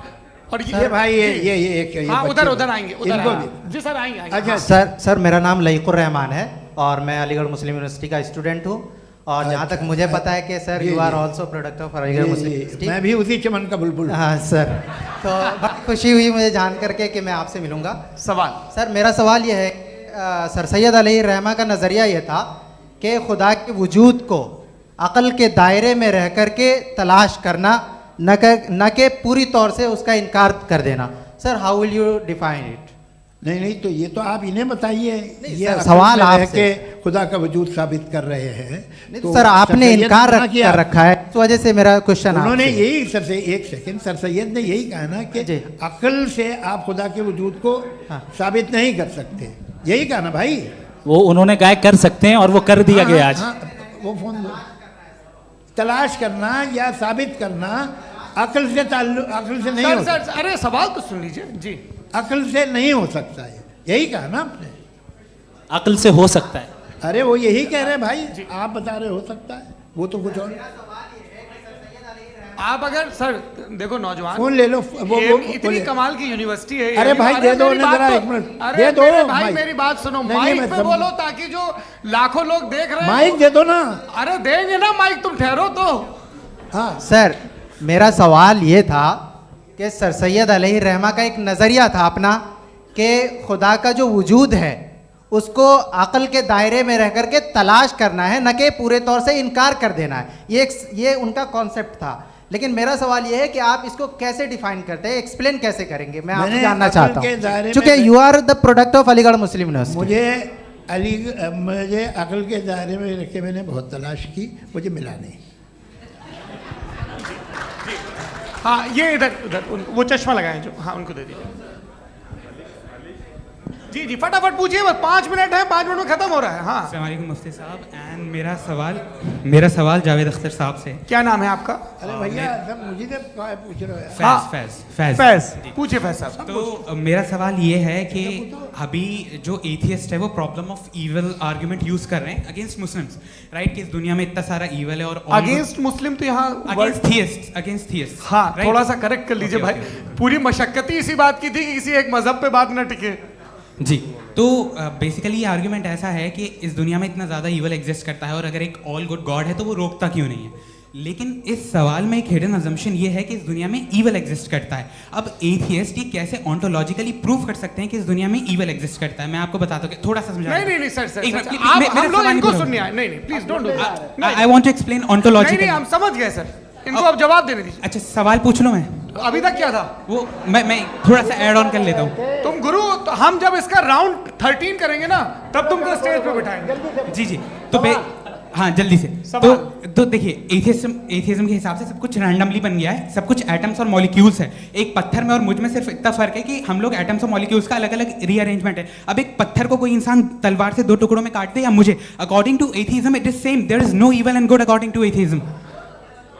जी अच्छा, फैज साहब का सवाल ये है कि हाँ कोशिश भी करते तो इससे गलत सवाल नहीं कर पाते। एक लाइफ फॉर्म है और लाइफ फॉर्म में फीलिंग्स हैं, मतलब लाइफ फॉर्म सुनता है, देखता है, टेस्ट कर सकता है, फील कर सकता है। तो उसकी ये जो क्वालिटी इस बबल में आ गई हैं वो जानवर में भी है, इंसान में भी है। तो जाहिर है कि उसे कोई तकलीफ पहुंचेगी, तो चूंकि उसके पास वो सेंसिटिविटी है तो मैं करेगा। पत्थर में वो सेंसिटिविटी नहीं है। तो ये क्या सवाल हुआ कि अगर पत्थर को काटा तो पत्थर को तकलीफ नहीं होती, तो आपको काटे तो आपको क्यों तकलीफ हो? बैठ जाइए। जी हाँ अगला सवाल। हाँ पूछे जी जावेद अख्तर साहब। अरे भैया सब आप लोग मुफ्ती साहब को छोड़ रहे हैं, तो मेरे ही पीछे पड़े हैं क्या? फिर चलो बोलो भाई। You asked how God can exist when children die in Gaza. Huh? You asked how God can exist when children die in Gaza, and you also mentioned the rise of atheism in Europe. But the same events also are leading many atheists and non-believers to turn towards faith.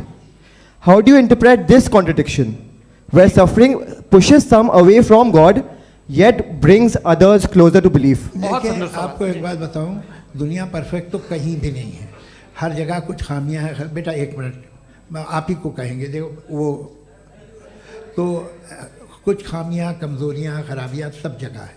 लेकिन अगर देखोगे ईमानदारी से कि दुनिया सबसे ज़्यादा महज़ब कहाँ है, एक आम शहरी को कहाँ हुकूक हासिल हैं, वो बोल सकता है, अपनी मर्ज़ी से काम कर सकता है, अपनी मर्ज़ी से राय दे सकता है, हुकूमत के ख़िलाफ़ बोल सकता है, बरसरे इक़्तिदार लोगों के बारे में बोल सकता है, सरमायादारों के ख़िलाफ़ बोल सकता है। तो आपको ये स्कैंडिनेवियन कंट्रीज़ में मिलेगा, वेस्टर्न यूरोप में मिलेगा। मैं नहीं कह रहा वो परफेक्ट है, बिल्कुल नहीं, वहाँ बहुत ख़राबियाँ भी हैं, परफेक्ट तो कोई।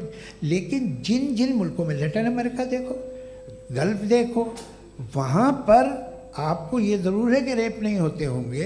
रेप की ज़रूरत क्या है भाई? उसको तो ख़रीद लो, घर में रखो, सड़क पर रेप करने की क्या ज़रूरत है? मगर सुनिए, मगर हकीकत ये है कि वहाँ शख्सी आज़ादी राय देने की, बोलने की नहीं है। जी ये एक आखिरी सवाल मुफ्ती साहब से। हाँ मैम, इनको माइक दीजिए। शुक्रिया। मेरा नाम मनीषा है, मैं हरियाणा से आई हूँ। मैं मुफ्ती साहब से एक बात पूछना चाहती हूँ। आप बार बार जावेद साहब को कॉन्ट्राडिक्ट तो कर रहे हैं कि आपने ये कहा, लेकिन आप भी अजम्पशंस के बेसिस पे बात कर रहे हैं। आपने खुदा के होने का कौन सा प्रूफ पेश किया है, खुदा की एग्जिस्टेंस का? अब इस सवाल को अलग रहने दीजिए, कौन एथीस्ट है कौन नहीं है। और दूसरी बात जो आपने एक छोटी सी कही थी कि ये फ्री विल का इस्तेमाल करता है इंसान अपनी, लेकिन उस फ्री विल का इस्तेमाल में मतलब खुदा ने ये दे दी सबको ये इजाज़त कि वो कितना घिनौनापन और कितने ज़्यादा ख़राब से ख़राब तरीके इस्तेमाल कर सकते हैं। जवाब सुनते जी। आप फ्री विल को मानती है ना, या अब कहती है कि फ्री विल नहीं है ना, मानती है ना? तो अब आपके पास इसका कोई एक्सप्लेनेशन नहीं है कि अगर एक इंसान उस फ्री विल का इस्तेमाल करके गलत काम कर रहा है और बच के अच्छी ज़िंदगी गुजार के निकल जा रहा है, उसका कोई रिकम्पेंस नहीं है। हमारे वर्ल्ड व्यू में जो इंसान गलत काम कर रहा है उसको भी रिकम्पेंस यानी उसका बुरा बदला मिलना है, और जो सही काम कर रहा है उसको सही बदला मिलना है। लिहाजा जो फ्री विल है वो इस तरीके से है कि एक लिमिटेड टाइम तक खुदा ने मोहलत दी है। ऐसा नहीं कि छूट दे दी, जो करना है करते रहो हमेशा। वक्त आएगा जब एग्जाम का टाइम खत्म होगा तब रिजल्ट आएगा, दौराने एग्जाम जबरदस्ती आपको नहीं बताया जाएगा। अरे भाई एक सेकंड, जी एक सवाल मुफ्ती साहब से मेरा, मुफ्ती साहब से जी एक हाँ सवाल। हाँ हाँ, मुफ्ती साहब, मैं एक सेकंड रुक जाइए, आपसे फोन, आप इसके बाद पूछ आपसे लीजिएगा, यहीं रहेंगे वो। हाँ बोलिए। मैं मुफ्ती साहब एक ही सवाल करता हूँ कि अगर जो हो रहा है फ्री विल से हो रहा है और एक दिन बरोज़ क़यामत इंसाफ होगा मैशर में वगैरह वगैरह, तो दुआ क्यों मांगते हैं लोग? दुआ मांगते हैं इसके मतलब है अभी भी उसने ये डिपार्टमेंट रखा है कि मैं रोज़मर्रा की ज़िंदगी में बिल्कुल बिल्कुल ही कैन। तो तुम कैन हो, तुम मुझे नौकरी दिला देते हो, मेरे बेटे को ग्रीन कार्ड दिला देते हो, और 45,000 बच्चे मरते उन्हें रोकते नहीं हो। नहीं तो क्या आप ये कह रहे हैं कि इस दुनिया में जालिमों को कभी पकड़ ही नहीं होती है? अरे जो भी पकड़ होगी वो बच्चे रोते हैं। बिल्कुल, देखिए मैंने अपने ओपनिंग स्टेटमेंट में यही कहा था कि जनाब जावेद साहब सिर्फ इमोशनल आर्गुमेंट देंगे। This is an emotional argument. ये छोटे मोटे इसके पीछे का रीजन मैंने बताया क्या है, इसके पीछे का विजडम क्या है मैंने बताया। मंच से आप लोगों को सज्जनों इसलिए कह रहा हूं ताकि थोड़ा सा आपके कॉन्शियंस पे जोर रहे कि आपको ऑर्डर बचा के रखना है।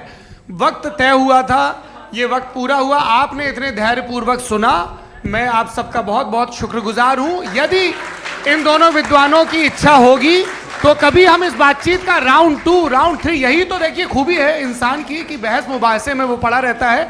आप लोगों ने बड़े धैर्य का परिचय दिया, बहुत बहुत शुक्रिया। इसी के साथ ये बातचीत यहाँ पे समाप्त होती है। मैं एक बात बता दूं, ये सारी बहस हो गई, अब मुफ्ती साहब और बड़े मुफ्ती साहब इन के साथ में खाना खाने वाला हूँ। अच्छा।